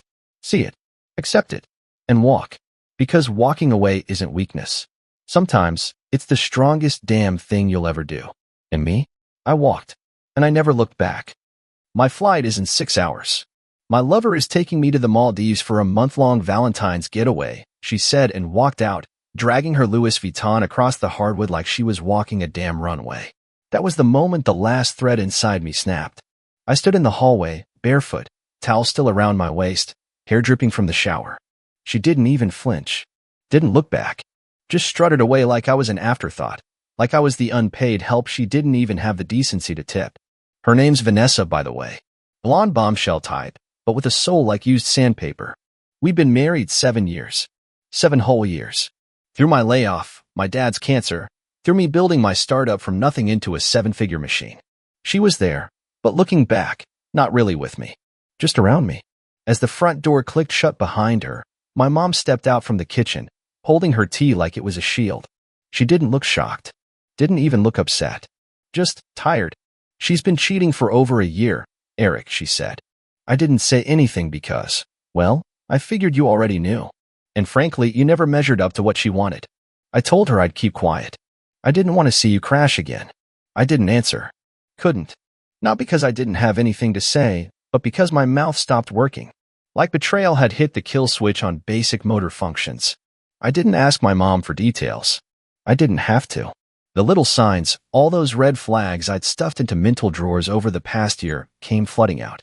Her sudden obsession with Pilates at 8 p.m., the hotel perfume lingering on her coat, the mysterious corporate retreats that conveniently landed near Valentine's, New Year's, and our anniversary. The way she flinched when I touched her shoulder. Like my skin was poison. Her phone had started living face down. She'd changed her passcode because of work stuff. She was constantly texting, giggling sometimes, and if I walked into the room, she'd shut the screen like she'd just committed a war crime. I chalked it up to distance. Stress. Growing pains. I trusted her. God, what a joke. I didn't cry. I didn't scream. I didn't throw anything. Instead, I walked into our bedroom, our shared sanctuary, or so I thought, and began packing her things into garbage bags. Everything. All her designer heels, the drawer of overpriced lingerie I now knew wasn't for me, even the diamond earrings I got her for our last anniversary. I dropped them all into black plastic like they were trash. Because they were. She was trash. Then I did something I never thought I'd do. I logged into our shared bank account, the one I'd funded entirely for the past 5 years, and transferred every last cent into a new private account. Every last cent. Then I left her a note. One single red rose on the bed, next to a card.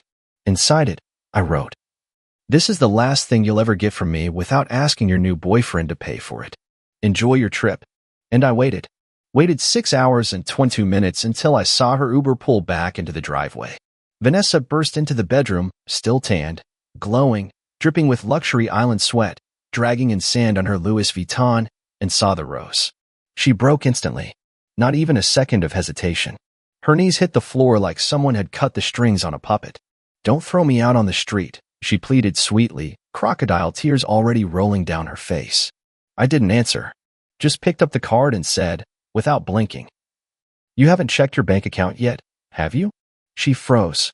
And that's when I realized I didn't lose her. She lost me.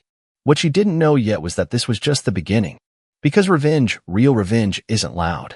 It's cold, calculated. And this little Valentine's surprise? She didn't move.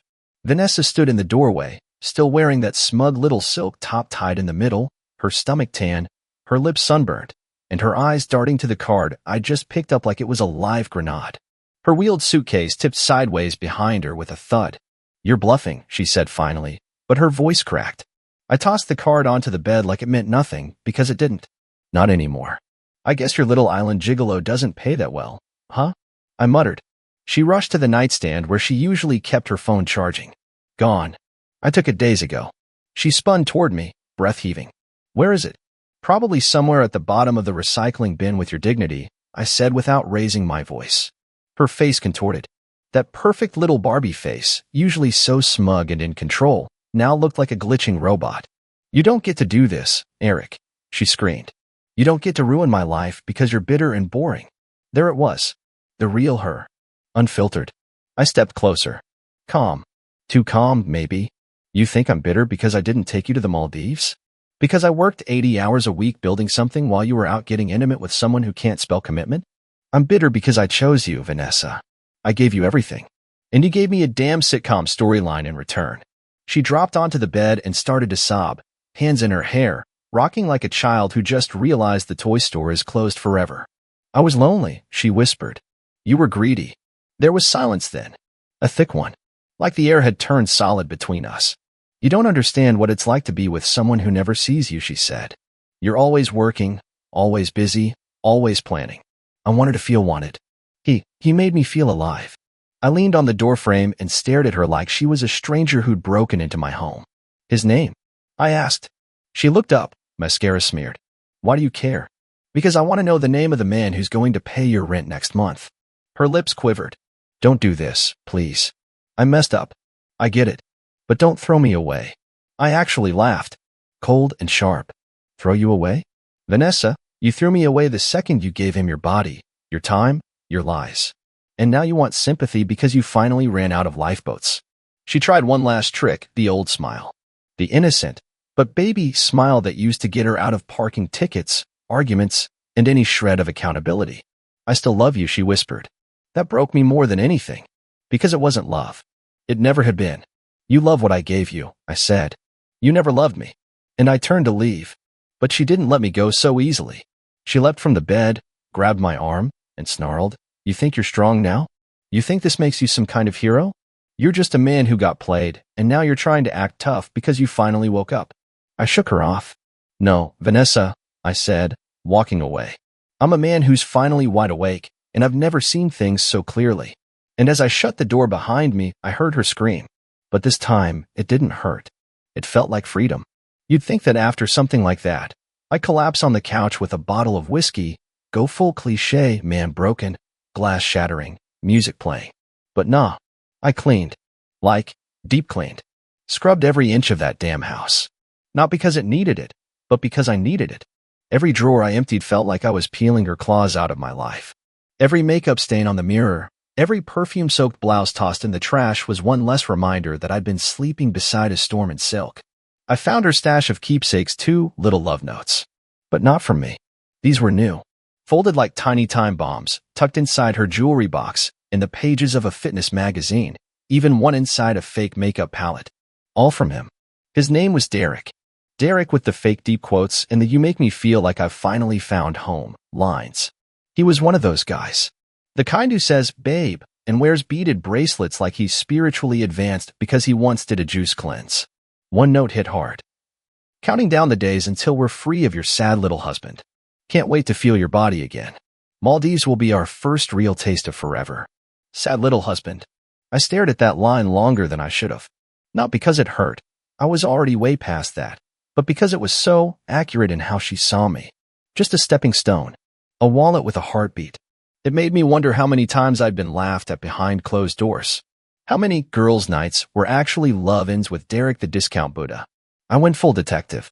Not because I wanted to win, but because I wanted to see everything clearly before I burned it all to the ground. Emails. Hotel receipts. A second phone bill I'd been paying without realizing. Pictures, too many to count. Some from our bed. Some from his. Some with timestamps that lined up with nights she'd called me boring and gone to meditation class. The lies weren't occasional. They were her lifestyle. My favorite find? A calendar reminder on her iPad. Remember to fake tears when talking about mom's illness. Eric's paying for the flight. It wasn't just betrayal. It was strategy. She planned this life, this double life, like a campaign. The worst part? I started remembering the moments where I could have caught her. Where I almost did. That weekend in Aspen where she said she got food poisoning. Turns out Derek had flown in for a surprise. They posted matching photos, tagged in different places but with the same sunset behind them. That dinner with her cousin from Denver? I'd offered to come. She laughed and said, "Don't be clingy." God, I was blind. Or maybe I just didn't want to believe that someone could smile at me that way while already handing her heart to someone else. Or whatever rotten piece of it she had left. And you know what? That realization was the moment I stopped being the victim. This wasn't some movie where I wallow and wait to be rescued by fate. This was a war. And I was about to take back everything she stole, piece by piece. But I wasn't going to yell. I wasn't going to cry. No. I was going to play the game better than she ever did. And the first move? Making sure the next time she tried to use my name to unlock a card, access an account, or get sympathy from a friend, she'd find nothing. Because Eric Harris was dead. But the man standing in his place was done being her punching bag. I didn't tell her right away. No angry text, no middle-of-the-night voicemail. No, I let her live in the illusion. Let her think she still had options. That maybe she could spin this, gaslight her way back into my wallet, maybe even my bed. Instead, I changed the locks the day after she got back. When Vanessa stormed up to the front door with a grocery bag and a smug little smirk like she was doing me a favor by returning, her key didn't work. I watched from the upstairs window as she twisted it, cursed, tried again. Then she rang the bell like she owned the place. I opened the door slowly, holding a mug of coffee, deadpan. Forgot your new address? Her jaw dropped. What the hell, Eric? This is my house. Nope, I said, leaning against the doorframe. It's the house I bought, I furnished, and I paid for while you were playing footsie with your yoga guru. Her face flushed with anger, but she covered it fast, that manipulative switch flipping as fast as ever. Baby, come on. We've both made mistakes. I laughed so hard I nearly spilled my coffee. Oh, did I accidentally forget who I was married to and climb into someone else's bed? Must have slipped my mind. She looked around, probably realizing the neighbors could hear. Her voice dropped into that sugary venom tone she used when she wanted something. I know you're hurt, but we can fix this. I still love you. I made a mistake. No, I cut her off. You made a lifestyle. Then I stepped back, reached into the drawer by the door, and pulled out the manila envelope I'd prepared. I held it out to her. What's this? She snapped. Proof that I'm not bluffing. Inside were copies of her messages, printouts of her emails, photos of her and Derek in our bedroom, even her little fake calendar entries. All timestamped. All indexed. All neat. Her fingers trembled as she flipped through it. You spied on me? She hissed. No, I said. You documented your own betrayal. I just collected the files. She stood frozen. Then she laughed. Not a nervous giggle. A real, witchy, unhinged laugh. You think this is going to ruin me? Please. I've got friends in this city, Eric. You've got, what? Your code and your coffee? You're nothing without me. There it was. The real her again. Mask off. I didn't flinch. You're going to regret this, she spat. Already did, I said. 7 years too late. I started to close the door, but before I did, I added. Oh, and Vanessa? You might want to check your Instagram DMs. Derek's wife saw everything. Sent me a thank you message this morning. That one hit. She staggered back like I'd slapped her. Yeah, turns out Mr. Spirituality was also playing house on the side. With a wife and 2 kids in Oregon. Vanessa was his vacation from reality, just like I'd been hers. The panic in her eyes was priceless. I shut the door without another word. And for the first time in what felt like years, I actually breathed. Really breathed. The air was different. Cleaner. Like she'd taken all the poison with her. But I wasn't done yet. Because betrayal doesn't just break your heart, it rewires you. And I was only beginning to figure out how to use that power. Next stop? Burn every last bridge she thought she could crawl back across. The next phase was simple. erase her. Digitally, financially, emotionally, like she never existed. First, I called my lawyer. Not some cheap legal aid fresh out of school. I called Clarence Monroe, the shark. The kind of man who made courtrooms go silent when he walked in. I'd helped his firm with back-end security work 2 years ago, and he owed me a favor. Within 2 hours, divorce papers were prepped, an emergency motion to freeze our joint assets was filed, and every legal line was drawn in thick black ink. Vanessa had no idea how fast I could move when I wasn't being manipulated. Next, I contacted my accountant and showed him everything, the gifts, the cash transfers, the vacations she charged to our shared life. That wasn't partnership. That was fraud. We compiled it all in a nice little portfolio labeled marital misappropriation. Then, the real fun. I deactivated her cards, the ones still linked to my business accounts, the gym membership she used for her post-meditation meetups, even the beauty box subscription she loved. I took back the Tesla, the apartment key to my downtown loft, and the health insurance she bragged about to her friends. She called 27 times in one day. I didn't answer once. Instead, I sent her one message. You can reach me through my attorney. His name's Clarence. He bites. She replied with a single text. You'll regret this. You always do. Oh, honey. I'd never been more sure of anything in my life. Now came the social side. You see, Vanessa prided herself on her image. She was that girl. The brunch selfie queen, the wife goals poster child with perfectly filtered sunsets and captions like, grateful for my king ring crown. All fake. So I posted one thing. Just one. A photo of the rose I left on the bed, next to the card. Captioned, Roses are red, betrayal's a curse. Maldives looked fun, but karma's worse. I didn't tag her. I didn't need to. It exploded. Mutual friends messaged me within minutes. Some angry, some shocked. A few women actually thanked me for saying what most men don't. Turns out Vanessa wasn't just cheating on me, she was a professional manipulator. And I wasn't her first casualty. But I was going to be her last. Because I wasn't just exposing her. I was cutting her off from the empire she thought she was entitled to. Derek tried to reach out too, through a burner account. Don't drag me into your drama, man. So I posted screenshots of his messages too, and tagged his wife. She messaged me personally. Thank you for saving me 10 more years of lies. I filed today. That night, I sat on my balcony, whiskey in hand, city lights stretching in every direction, and let it all soak in. The silence, the clarity, the vengeance, not as fire, but as cold, meticulous precision. My therapist once told me the worst kind of pain is betrayal. Because it doesn't just hurt you, it makes you question your own judgment, your own worth. But right then, I didn't feel worthless. I felt reborn. Because this wasn't a breakdown. It was a breakthrough. And Vanessa? She was finally beginning to understand what it feels like when the games stop working and the consequences come to collect. 3 days. That's how long the silence lasted before she showed up again, this time without the designer bags, the heels, or the attitude. Vanessa came in sweatpants and a wrinkled hoodie, her hair tied back like she'd aged 5 years in a weekend. I watched her from the security cam before I even opened the door. She looked nothing like the woman who had once strutted through my life with entitlement in every step. She looked desperate. I didn't say a word when I opened the door. Just leaned there, arms crossed, waiting. She didn't speak right away either. Her eyes scanned my face, searching for any softness, any sign that I'd fold. But that man was gone, buried under the weight of betrayal and set free by truth. I lost my job, she finally whispered. I raised an eyebrow. I told my boss I needed time off. He found out about the Maldives trip, said I violated the contract, and the scandal didn't help. She was shaking, but I wasn't sure if it was cold or panic. Probably both. I need help, Eric. There it was.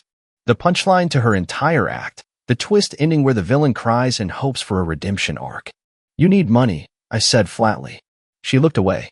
Guilty. Not sorry, just caught. I need a place to stay. Just for a while.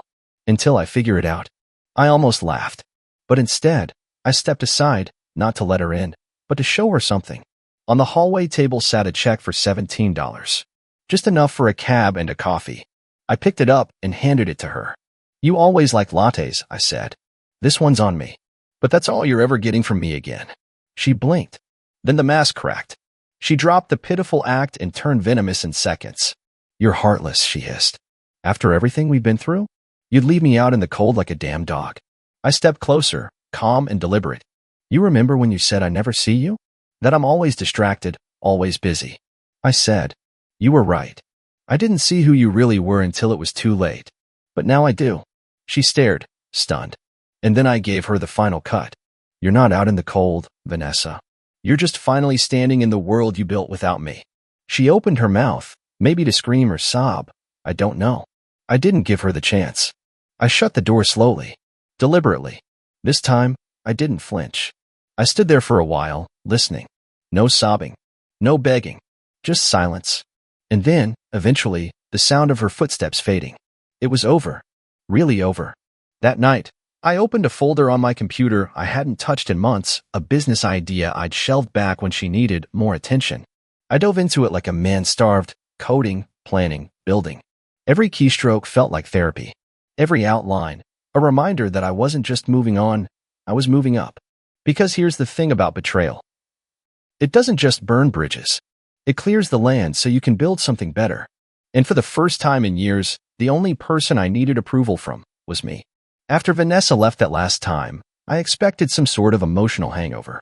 That post-breakup emptiness people talk about, the one where you question if maybe you overreacted, if maybe you should have handled things with more grace or forgiveness. But there was none of that. Just clarity. Peace. The kind that comes when you finally stop swimming against the current and let the truth pull you forward instead of down. I didn't tell many people what happened. I didn't have to. The ones that mattered already knew. And the rest? Let them gossip. Let them invent their stories. I didn't owe anyone the truth but myself. The real shift came about a week later. I was sitting in my home office, working on the pitch deck for my new project, a digital platform for freelancers, something I'd been dreaming up long before Vanessa ever knew how to spell entrepreneur, when I got a message from a number I didn't recognize. I think we were both played. It was Derek's wife, Angela. We talked. Not out of revenge. Not to wallow. Just two people trying to make sense of the wreckage. Turns out Vanessa and Derek had been planning more than just vacations. They talked about moving in together, even starting a business. She told him I was the abusive one, that I had control issues, that she felt trapped. Angela said he played the same card with her. Same script. Same lines. It was sick, almost impressive, how perfectly they mirrored each other. We ended the conversation with a mutual agreement. We'd keep our distance but share anything that might help legally. No bitterness. No drama. Just facts. And with every new detail I learned, I felt lighter. The truth didn't weigh me down anymore. It was fuel. I poured all of it, the betrayal, the pain, the humiliating flashbacks of being lied to in my own home, into the launch of my platform. My brain was sharper. My focus relentless. The man who used to bend over backwards to make his wife happy had been replaced by a man who didn't bend for anyone anymore. One night, while reviewing some back-end code around 1 a.m., I caught myself smiling. Not because of the progress, but because of how far I'd come. There was a time I thought loving someone meant sacrificing pieces of yourself, your time, your dreams, your gut instincts. That if you just gave enough, they'd eventually see your worth. But that was a lie I told myself to justify staying comfortable. Vanessa wasn't just a cheating wife. She was a mirror held up to the part of me that was too afraid to walk away. The version of me that feared being alone more than being disrespected. And now, that version was gone. Vanessa tried calling again. Twice. Left a voicemail, crying. Something about eviction. About no one being there for her. I deleted it without listening to the whole thing. That wasn't my story anymore. She didn't deserve closure. Not because I was cruel, but because she burned the bridge with fireworks and gasoline. Some people don't get redemption. Some people only exist to teach you the cost of ignoring your own value. And I finally knew mine. As the beta for my app launched, I booked a trip. Not to the Maldives. Not to escape. But to celebrate. No drama. No lies. Just me, my passport, and the understanding that the worst thing that ever happened to me might have been the best thing too. Because from those ashes, something real was finally growing. The first morning of my solo trip, I woke up without checking my phone. No notifications. No passive-aggressive texts. No staged selfies waiting for approval. Just the sound of ocean waves outside the balcony and the quiet click of peace settling into my bones. I sat there with black coffee and no one to impress, no one to explain myself to. And that's when I realized I had never been more free in my life. Not even when I was single. Because back then, I was still searching, chasing something, an idea of love, of success, of approval. But now I had clarity. Pain, when you survive it, doesn't just leave scars. It leaves maps. It shows you exactly where you ignored yourself, where you settled, where you tried to water dead soil out of fear of starting over. Vanessa wasn't a mistake. She was a lesson written in bold ink across the most formative years of my life. And I read every line now. See, people like her, the ones who lie with a smile, cheat without guilt, and gaslight you into doubting your own eyes, they don't just destroy relationships. They aim to destroy your perception. She made me question myself, subtly at first, then in waves. Made me think I was too needy when I noticed red flags. Too cold when I didn't react to her drama. Too suspicious when I asked simple questions. But in truth, I wasn't crazy. I was right. That still stings, I won't lie. Because it means I knew, deep down, I knew and stayed anyway. But that's over now. The day I got back from my trip, I mailed the final signed divorce papers. Not electronically. I printed them, held them, walked them to the mailbox like they were the last remnants of a fire finally put out. And when I dropped that envelope in, I felt like I just finished burying a ghost. Weeks passed. My app gained traction. I hired a small team. Investors started circling. Suddenly, my inbox wasn't filled with anxiety-inducing lies but opportunity. Momentum. One evening, I passed by the restaurant where Vanessa and I used to go every Valentine's. It was cheesy, overpriced, and she loved it. I used to book that table 2 months in advance just to see her fake surprise. But now, I walked by without a second glance. No ache. No anger. Just indifference. That's when I knew I'd truly moved on. And if you're reading this, if you're in the middle of your own heartbreak, your own betrayal, your own unraveling, hear this. You will survive. But more than that, you'll thrive. Because the worst pain doesn't destroy you. It refines you. It scrapes away everything that was fake, leaves only what's real. It forces you to stop giving love to people who treat it like loose change. So what did I learn? I learned that love without respect is manipulation. That loyalty without honesty is imprisonment. That forgiveness doesn't mean staying. Sometimes, the bravest thing you can do is walk away without leaving a key under the mat. Vanessa taught me that. So if I ever see her again, and I probably will, one day, I won't flinch. I won't curse her or pity her. I'll just nod. Because thanks to her, I found the version of myself I was too scared to be. And that man? He doesn't chase ghosts anymore. He builds empires where the rubble used to be. The night smelled like whiskey, cheap perfume, and betrayal. I stood there, my hand gripping the cold steel of my .45, the barrel pressed firmly against the crotch of the bastard who ruined my life.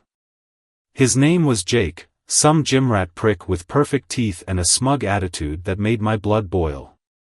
"You bastard," I growled, my voice steady despite the hurricane raging inside me. "Are you ready to pay for what you did to my wife? For destroying my life? For nearly killing my daughter?" Jake didn't even flinch. He took one last drag from his cigar, exhaled the smoke in my face, and smirked. "Your wife was insanely good in bed. Your life was worthless anyway. And your daughter?" He leaned in, his voice dripping with cruelty. "She's actually mine. And only I decide what happens to her." The world stopped. My heart pounded so hard I could hear it in my ears. My finger tensed on the trigger, and before I knew it, bang! The gunshot echoed in the empty parking lot, and Jake collapsed onto the pavement, clutching his leg and howling in pain. I hadn't killed him, yet, but I damn sure made him regret opening his mouth. Only after the ringing in my ears faded did I realize what I had done. And I had no regrets. 24 hours earlier, I used to believe in love. Hell, I used to believe in my wife. Maddie, was the kind of woman who could walk into a room and have every man eating out of the palm of her hand. Blonde, stunning, with a smile that could make you forget your own name. I thought I was lucky. Turns out, I was just blind. It started small. She got more distant, her phone always clutched in her hand like it held the secrets to the universe. Late nights at work, unexplained expenses, the scent of cologne that sure as hell wasn't mine. But the real gut punch? My daughter, Emily, started calling me David instead of Daddy. I should have confronted her sooner. Should have demanded the truth. But I let it slide, convincing myself I was paranoid. That is, until last night. I got home from work early. The house was too quiet, the kind of eerie silence that told you something was wrong before you even stepped through the door. And then I heard it. Muffled voices. Laughter. And the unmistakable sound of a bed frame creaking upstairs. My stomach twisted into a knot, rage boiling beneath my skin. I moved like a ghost, creeping up the stairs, my heart pounding so loudly I thought it might give me away. The bedroom door was open just enough for me to see inside. And there she was. Maddie. My wife. Naked and tangled in the sheets with another man. Jake. That gym rat prick. They didn't see me at first. I stood there, frozen, watching as she threw her head back, moaning his name, the same way she used to moan mine. My hands clenched into fists, my nails digging into my palms so hard I thought I'd draw blood. Then she saw me. Her eyes went wide, and for the first time in years, she looked genuinely shocked. David, she started, scrambling to pull the sheets over herself. Jake? That bastard just grinned. Hey, man. Guess you found out. I should have snapped his neck right then and there. But I wasn't thinking straight. I turned, stormed out, my world crumbling around me.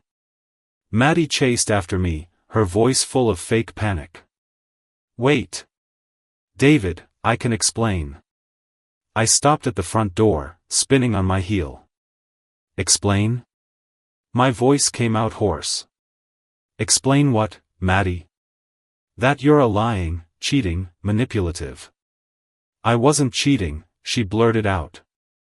I stared at her, disbelief punching me in the gut. She actually had the audacity to lie. You weren't, I let out a bitter laugh. I just saw you. I heard you. It wasn't what it looked like, she insisted, wrapping a silk robe around herself like it would somehow erase what I'd seen. I should have walked away. Should have grabbed my daughter and left. But something in me snapped. I needed the truth. I needed revenge. So I grabbed my gun, got in my truck, and went hunting. And that's how I ended up here. Standing over Jake's bleeding body, my gun still smoking. And Maddie? She was next. The bastard lay on the pavement, clutching his leg, groaning in pain. Blood pooled around his thigh, soaking into the cracks of the asphalt. His cocky smirk was gone, replaced with wide-eyed panic. I took a deep breath, steadying my hand. The gun was still warm in my grip. You're gonna kill me? Jake rasped, trying to crawl backward, but his leg was useless. I stepped closer, towering over him, pressing the barrel against his forehead this time. That depends, I said, my voice steady, calm. You're going to tell me everything. No more smirks. No more lies. Because if you do, I swear to God, I pressed the gun harder against his skull. I'll blow your *****ing brains out. Jake swallowed hard, his bravado crumbling. Okay, he gasped, his hands trembling in the air. What do you want to know? How long? I asked. A year. Maybe more. I felt my stomach twist. A whole year. While I kissed my wife goodnight, while I tucked my daughter into bed, while I worked my ass off to give them a life worth living, she was sneaking around with this lowlife. Where? I gritted my teeth. Your house, he admitted, his voice barely above a whisper. Rage surged through me like wildfire. My home. My bed. The place where my daughter slept. I pressed the gun harder, my finger twitching over the trigger. And Emily? I forced out the words, my throat tight. Jake looked at me, something dark and twisted flickering in his eyes. He smiled, just a little. I already told you, man. She's mine. Everything went red. I didn't think, I reacted. The next thing I knew, my fist connected with his jaw so hard I heard something crack. His head snapped to the side, blood splattering from his mouth as he groaned in pain. You're lying, I snarled. Say it again. Say it one more time, and I swear to God, I won't miss next time. Jake coughed, spitting out blood onto the pavement. Maddie told me, he gasped. Said she had doubts. Said the timing didn't add up. I took a test, man. Emily's mine. And if you kill me, you'll never prove otherwise. My whole world tilted. The gun shook in my hands, the weight of his words crushing me. I thought I had reached my breaking point, but this was worse than anything I had imagined. I took a step back, my breath coming in ragged gasps. Jake laughed, soft, weak, but full of something sick. Hurts, doesn't it? He murmured. Knowing that your whole life was a lie. I should have pulled the trigger. Should have ended him right then and there. But a new thought slammed into my brain, making my blood run cold. Maddie. She had been lying to me for a year, no, longer. What if she knew? What if she had known the whole time and never told me? What if she had been stringing me along like a fool, playing house while laughing behind my back? I turned away from Jake, shoving the gun back into my waistband. He wasn't worth it. Not yet. There was only one person who had the answers I needed. I got in my truck, tires screeching against the pavement as I sped off, my hands gripping the wheel so tight my knuckles turned white.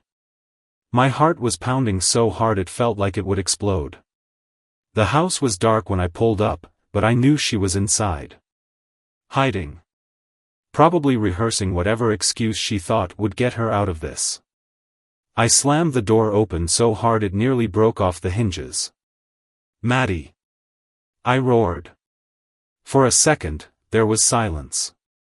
Then, footsteps. Soft, hesitant. And then she appeared at the top of the stairs, wrapped in that silk robe like she had been waiting for me. Her eyes widened at the sight of me, then flickered to the gun at my hip. You shot him, she breathed. I took the stairs 2 at a time, closing the distance between us before she could run. I grabbed her wrist, yanking her close. Tell me the truth, I hissed. Emily. Is she mine? Maddie's lips parted, her breath hitching. And then she smirked. Not a nervous, guilty smile. Not a look of regret. AF ****ing smirk. Does it really matter? She whispered. I saw red. My hand shot out, grabbing her by the throat, slamming her against the wall.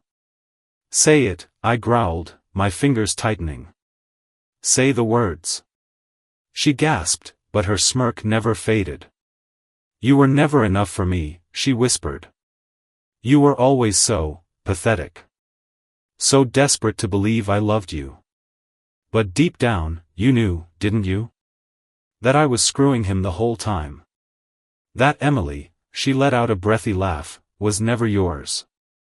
I let go so fast she nearly fell. She straightened, rubbing her neck, still smiling like she had won. Like this was a game to her. I stepped back, hands shaking, mind reeling. Then I turned and walked away. Because if I didn't, I was going to kill her. And I wasn't ready to go to prison just yet. I walked out of the house, my pulse hammering in my skull, my vision tunneling. The air outside was thick, humid, suffocating. My hands trembled as I yanked my truck door open and slid inside, gripping the wheel so hard I thought it would snap. My mind kept replaying her words. Does it really matter? The smirk. The amusement in her voice. Like she was proud of it. Like it was a joke, and I was the punchline. I needed air. I needed to think. I didn't even realize I was driving until I looked up and saw the neon sign of a 24-hour diner flashing in the darkness. My stomach churned, but I pulled into the lot anyway, the tires crunching against gravel. I didn't know why I was here. Maybe I needed to sit down before I collapsed. Maybe I needed to be somewhere that wasn't my goddamn house. I walked inside, the bell over the door jingling as I stepped in. The place was nearly empty. A waitress, a couple of truckers in the corner, and a guy at the counter nursing a black coffee. I slid into a booth, my hands still shaking as I ran them through my hair. Bad night? I looked up. The waitress was standing there, a notepad in one hand, a pot of coffee in the other. She was maybe mid-40s, dark circles under her eyes, her uniform slightly wrinkled. She had that tired, knowing look people get when they've seen too much. I exhaled sharply. You have no idea. She nodded like she'd heard that 1,000 times before. Want coffee? Stronger. She smirked, set the pot down, and reached into her apron. Pulled out a silver flask and poured a splash of something into the cup before sliding it across the table. On the house. I didn't ask questions. I just took a sip and let the burn spread through my chest. Want to talk about it? She asked. I let out a laugh, hollow and bitter. You wouldn't believe me if I did. Try me. So I did. I told her everything. Not just about tonight. About Maddie. About the little things, the late nights, the secret phone calls, the way she used to look at me like I was everything and then, one day, like I was nothing. I told her about Jake. About the way he laughed in my face, about the gun, the blood, the way the truth had ripped through me like a bullet. And Emily. My daughter. Or maybe not. When I finished, she whistled low. Damn, she muttered. That's a whole lot of ugly. Yeah, I rasped. She leaned against the booth, crossing her arms. So, what now? That was the question, wasn't it? I had two choices. 1, walk away. File for divorce, get a lawyer, let the courts decide what happened next. Be the bigger man. Or 2, make sure neither of them ever hurt anyone again. I took another sip of my drink. Haven't decided yet. She studied me for a long moment, then sighed. Well, whatever you do, just make sure it's worth it. She walked off before I could ask what she meant. I sat there, staring into the dark liquid in my cup, my reflection warped and twisted. My hands were steady now. The shaking was gone.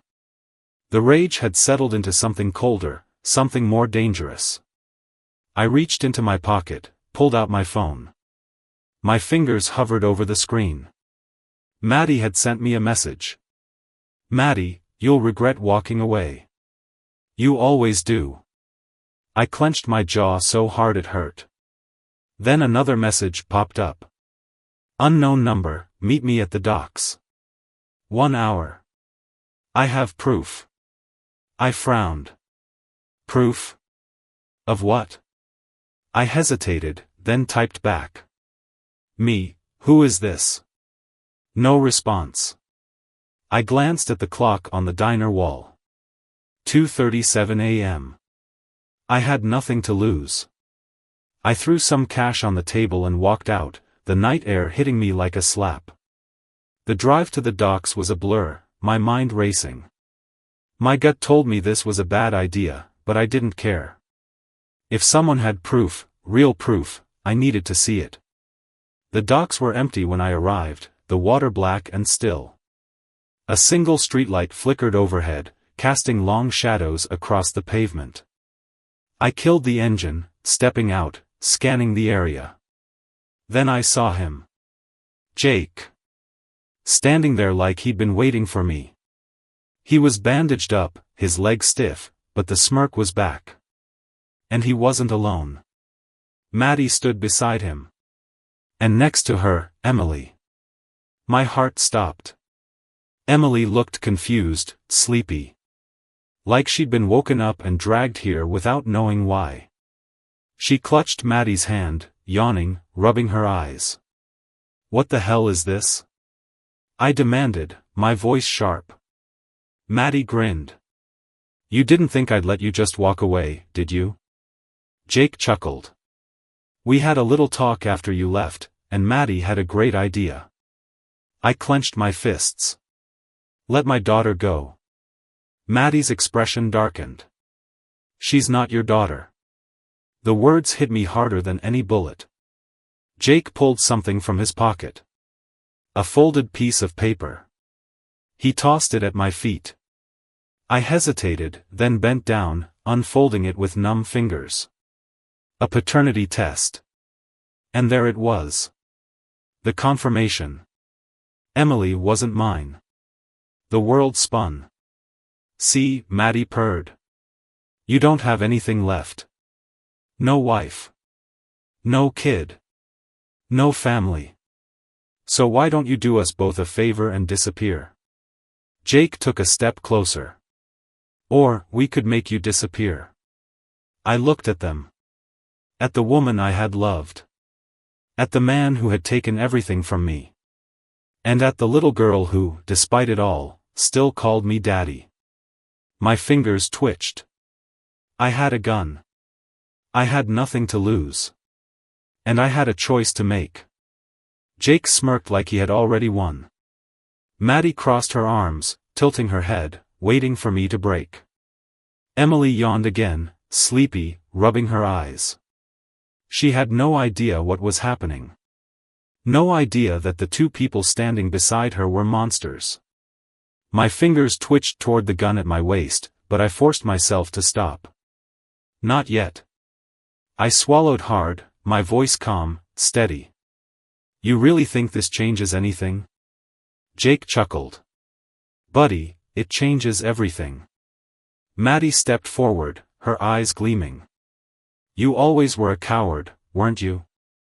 Couldn't even pull the trigger when you had the chance." She smirked.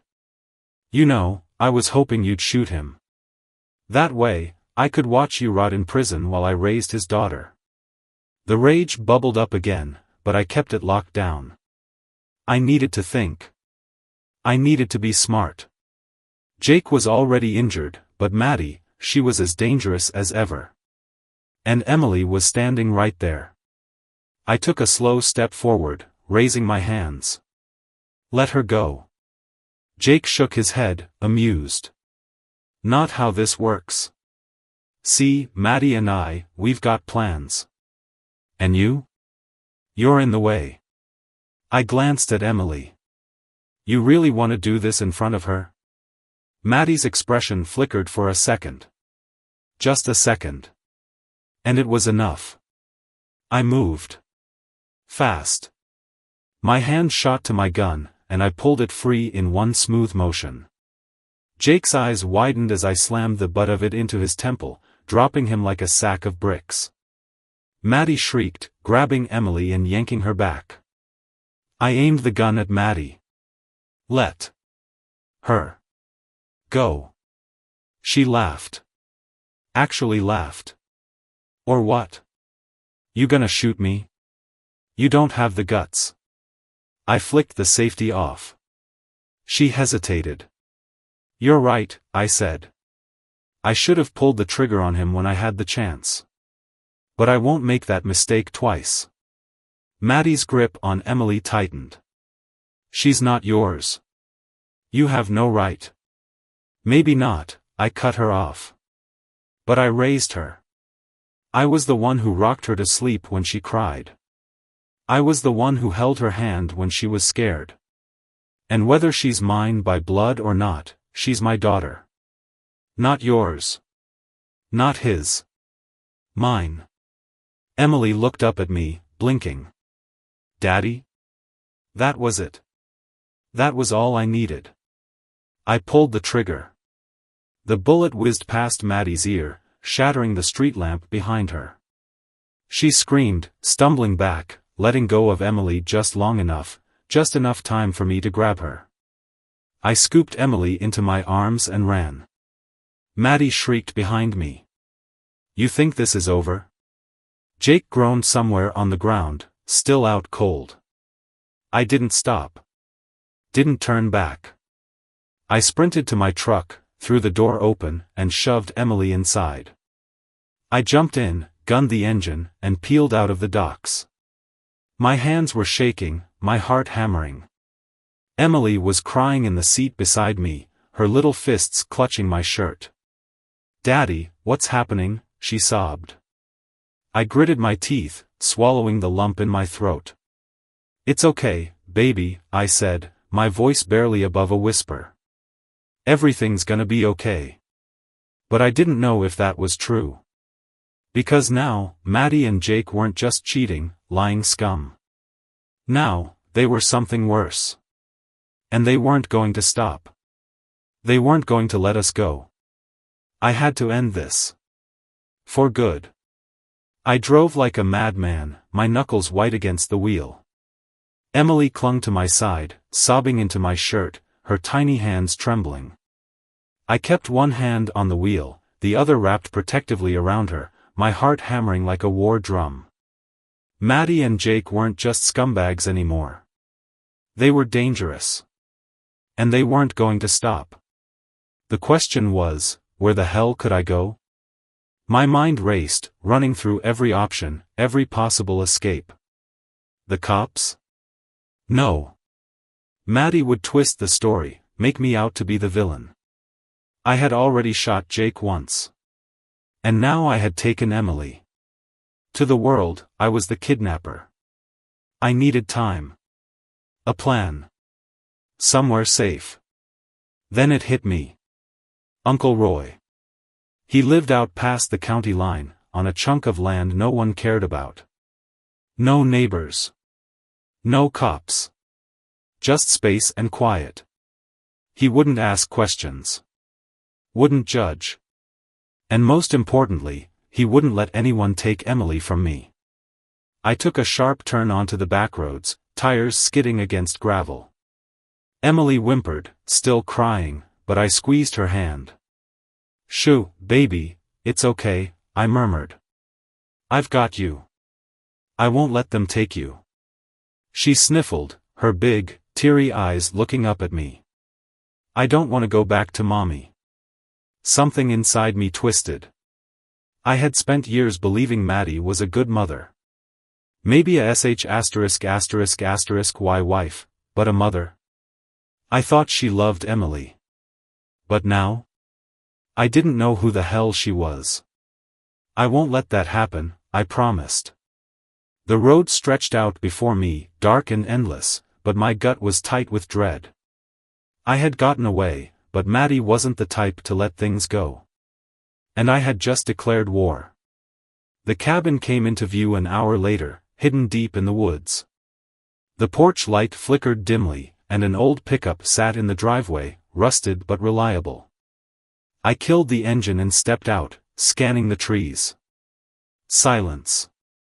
Nothing but the chirp of crickets and the rustling of leaves.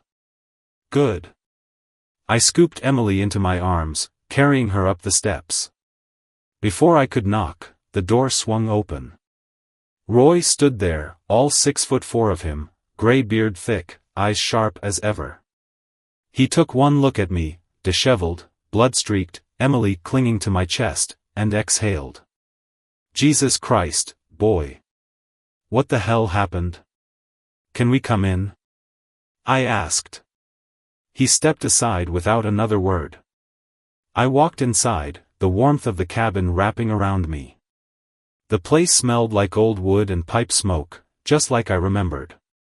I set Emily down on the couch, brushing her hair back. Roy watched me carefully, his arms crossed. "Talk." So I did. I told him everything, sparing no detail. The affair. The betrayal. The paternity test. The docs. The gunshot.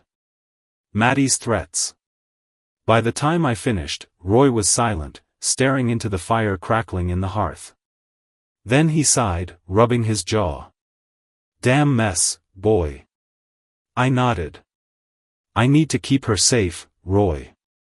His eyes flicked to Emily, then back to me. You willing to do what it takes?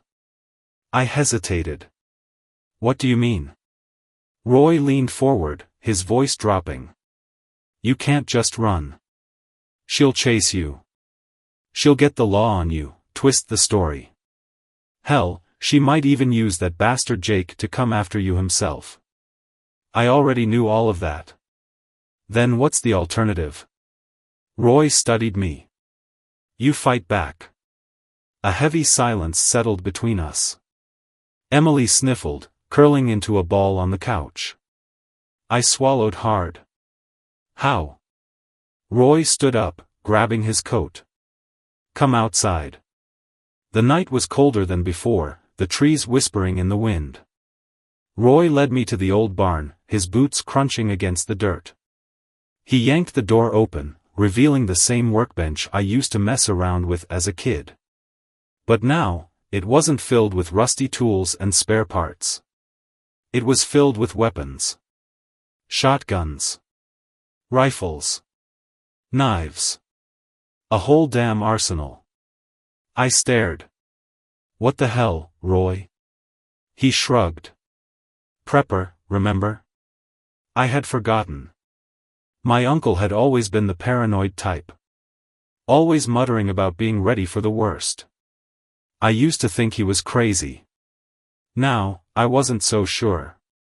He grabbed a shotgun off the rack, checked the barrel, then handed it to me. You want to keep her safe? You stop running. You end this. I exhaled, gripping the shotgun tight. The weight felt good. Solid. Roy clapped a hand on my shoulder. Tomorrow, we get you ready. I nodded. Because deep down, I knew, this wasn't over. Maddie and Jake weren't just going to let us go. And the next time they came for us, I wasn't running. I was going to finish it. The morning came too fast. Emily was still asleep, curled up under an old wool blanket on Roy's couch, her tiny fingers clutching the fabric like it was a lifeline. I stood over her for a long time, just watching, trying to absorb the reality of everything. She wasn't mine. Not by blood. But she was mine in every other way that mattered. And if Maddie and Jake thought they could take her from me, they were dead *****ing wrong. Roy was already outside when I stepped onto the porch, standing by his rusted old truck, a cigarette between his lips. He glanced at me, exhaling smoke. You sleep? I shook my head. No time for that. He grunted, nodding toward the barn. Come on, then. Inside, the smell of oil and dust filled the air. The weapons from last night were still laid out, neat and orderly. Roy walked over to the table, picked up a handgun, and tossed it to me. I caught it, checked the chamber out of instinct. Loaded. He smirked. Guess you remember some things. I ignored him, my jaw tight. What's the plan? Roy pulled a chair out and sat down, stretching his legs. You wanna end this, you can't wait for them to come to you. You need to hit first. Hard. My grip tightened on the gun. You want me to kill them? Roy shrugged. I want you to make sure they never come after you again. I stared at him. He wasn't joking. He wasn't exaggerating. He was dead serious. And the worst part? I wasn't against it. For the first time in my life, I understood why men did the things they did. Why they broke. Why they snapped. When someone took everything from you, when they spat on the years you gave, the love you poured out, the sacrifices you made, there were only two options. Die on your knees. Or stand up and fight. I checked the safety on the gun and slid it into my waistband. Where do we start? Roy smirked. The sun was sinking by the time I rolled into town, Roy's truck rumbling beneath me. My heart was steady. My mind was clear. This was it. No more running. No more waiting for Maddie and Jake to make the next move. This time, I was going to decide how this ended. I parked a block away from Jake's apartment, cutting the engine. The place was a sh*** hole, peeling paint, broken blinds in the windows, a busted street lamp flickering overhead. I watched the building, waiting. And then I saw her. Maddie. She stepped out of her car like she owned the whole damn world, phone pressed to her ear, smirking at something. She looked carefree. Like she hadn't just tried to rip my life apart. Like she wasn't ing monster. I clenched my fists, forcing my breathing to stay even. Not yet. She disappeared inside. I moved. The door was unlocked. Careless. Arrogant. I stepped inside, my footsteps silent against the worn-out carpet. The air smelled like cigarette smoke and cheap liquor. I could hear them in the living room. Talking. Laughing. Jake's voice. That idiot actually ran? Maddie's laughter. Of course he did. He's ing coward. Always has been. My fingers twitched. Jake chuckled. And you're sure he won't come back? A pause. Then Maddie's voice, dripping with amusement. Even if he does, it won't matter. He's already lost everything. And if he tries to fight, she let out a low chuckle. We'll bury him. That was it. That was the moment I stopped giving a damn. I stepped into the doorway. They both froze. Maddie's eyes widened, her phone slipping from her fingers. Jake flinched, reaching for something, probably a weapon, but I already had my gun out, aimed right at him. Don't. He stopped. Maddie recovered first, her lips curling into a smirk. Well, well. Look who finally grew a backbone. I ignored her, locking eyes with Jake. You took everything from me. He tilted his head. No. I just took what was never yours to begin with. My vision went red. Before I knew what I was doing, I stepped forward and slammed the gun into his face. He stumbled back, clutching his nose as blood gushed between his fingers. Maddie screamed. I grabbed Jake by the collar and shoved him against the wall, pressing the barrel of the gun right up against his groin. His breath hitched. Are you ready to pay for what you did? I growled, my voice low, dangerous. For destroying my life? For nearly killing my daughter? He smirked, even through the pain. And then he said it. Your wife was insanely good in bed, your life was worthless anyway, and your daughter, she's actually mine. His eyes gleamed. And only I decide what happens to her. A gunshot rang out. I didn't think, I just acted. Jake's body hit the floor, writhing in agony. Maddie screamed, scrambling backward, her eyes wide with horror. I turned to her, gun still in my hand, my breathing heavy. Her lips trembled. You shot him. I stepped closer. You're damn right I did. She swallowed hard, pressing herself against the wall. You won't get away with this. I tilted my head. Won't I? Silence. Then, tires screeched outside. I stiffened. Maddie's lips curled into a cruel smile. You didn't think I wouldn't have backup, did you? I cursed under my breath, moving fast. Jake was still moaning on the ground, bleeding out. Maddie was laughing, her eyes wild. Headlights flooded the apartment as more cars pulled up. I had walked into a trap.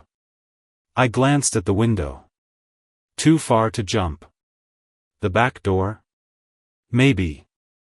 But one thing was clear, this wasn't over. Not yet. The roar of engines outside sent a jolt of adrenaline through my veins. My mind was a battlefield, thoughts clashing, instinct screaming. Maddie was grinning like a snake, Jake groaning in a pool of his own blood, and outside, who the hell knew how many were coming?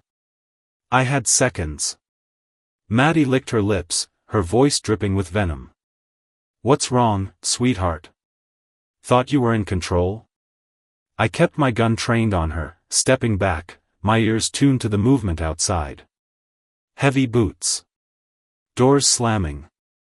Low voices. Too many. I had walked into this thinking I was the hunter. But I was the prey. I moved. Fast. Gunshots shattered the front window as I ducked into the hallway, heart hammering. Plaster exploded beside me. Maddie was laughing, as she scrambled out of the way. "Kill him," she shrieked. A shadow moved in the doorway. I fired first. The guy grunted, staggered back, clutching his shoulder. More movement. More bodies pushing inside. *T. I sprinted down the hall, kicked open the back door. Cold air slapped me in the face. The alley stretched out ahead, dark and empty. I bolted, boots pounding against the pavement. Behind me, shouts. More gunfire. A bullet whizzed past my ear. I ducked behind a dumpster, breathing hard. My heart was a war drum in my chest. This wasn't just about Maddie anymore. She had people. Connections. This was bigger than a cheating wife and a bastard lover. This was something else. And I had no idea how deep it went. But I did know one thing. I needed to get back to Emily. Now. I took a breath, steadied myself. Footsteps crunched closer. A shadow loomed. I gripped my gun tighter. Waited. The second he turned the corner, I struck. A quick shot to the knee, he screamed, collapsing. I didn't wait for him to recover. I ran. The streets blurred past me. My truck was blocks away, but I knew I'd never make it before they caught up. I needed another way out. Then I spotted it, a motorcycle parked outside a bar, keys still in the ignition. Some drunk idiot must have been too confident. Too bad for him. I jumped on, fired the engine, and tore off into the night. The drive back to Roy's felt like an eternity. My hands were shaking. My thoughts spiraled. Maddie's words, Jake's smirk, the gunfire, the blood. It replayed over and over like a nightmare I couldn't wake up from. But none of it mattered. Only one thing did. Emily. The cabin came into view, dark and still. Too still. Something was wrong. I killed the engine, listening.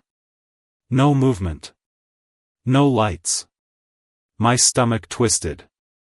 I drew my gun and stepped forward. Slowly. Carefully. The front door was ajar. No. I pushed inside, my pulse a drumbeat in my ears. The air felt wrong. Tense.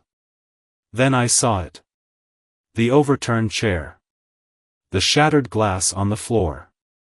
The smell of cigarette smoke still lingering. And the note. One piece of paper, taped to the wall. You should have stayed gone. Now she's mine for real. No name. No signature. But I knew exactly who wrote it. Maddie. The rage came like a hurricane, crashing through me with a force I couldn't contain. My hands clenched into fists, my breath ragged. They had her. They had Emily. And now? Now, I was going to burn their whole ing world down. Roy's truck wasn't fast, but it was built like a damn tank. And that was exactly what I needed. I drove with one thing in mind, finding Maddie. Finding Jake. And making them regret ever breathing. They thought they could take her. They thought they could win. They had no ing idea what was coming. I knew where they'd go. Not the apartment, Too obvious. No, Maddie was smart. She'd go somewhere she felt untouchable. Somewhere no one could hear her scream when I got there. The old lake house. Her family owned it. A place out in the woods, miles from town. Isolated. Secluded. Perfect for a final stand. I floored it. The road was dark, the trees closing in on both sides. The old gravel path leading to the house was overgrown, but I knew it by heart. As the house came into view, my grip tightened on the wheel. 2 cars parked out front. Lights on inside. They were here. And so was Emily. I killed the headlights, rolling to a stop 100 yards out. Silence. The night was thick, the trees swaying. I stepped out, gun drawn. No time for hesitation. No time for fear. I moved like a ghost, staying low, sticking to the shadows. The front door was unlocked. I pushed inside. Voices. Maddie. Jake. Someone else. And then, Emily. Crying. I clenched my jaw, my grip tightening on the gun. Then I stepped into the light. They froze. Jake, bandaged but standing, his eyes going wide. Maddie, looking like a queen on her throne. And another man, bigger, meaner, with a scar across his cheek. And in the middle of them, Emily.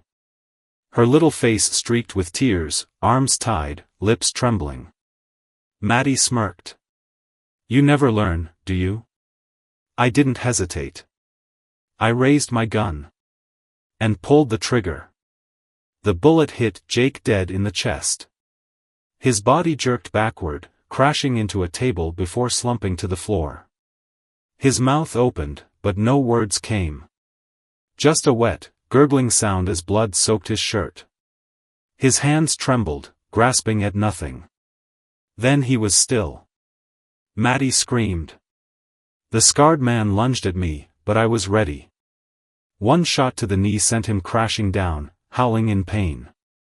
I kicked the gun from his hand, grabbed him by the collar, and smashed my fist into his face. Once. Twice. 3 times. His nose broke with a sickening crack, blood splattering across my knuckles. I turned to Maddie. Her eyes were wild, her breath ragged. You killed him. I stepped closer.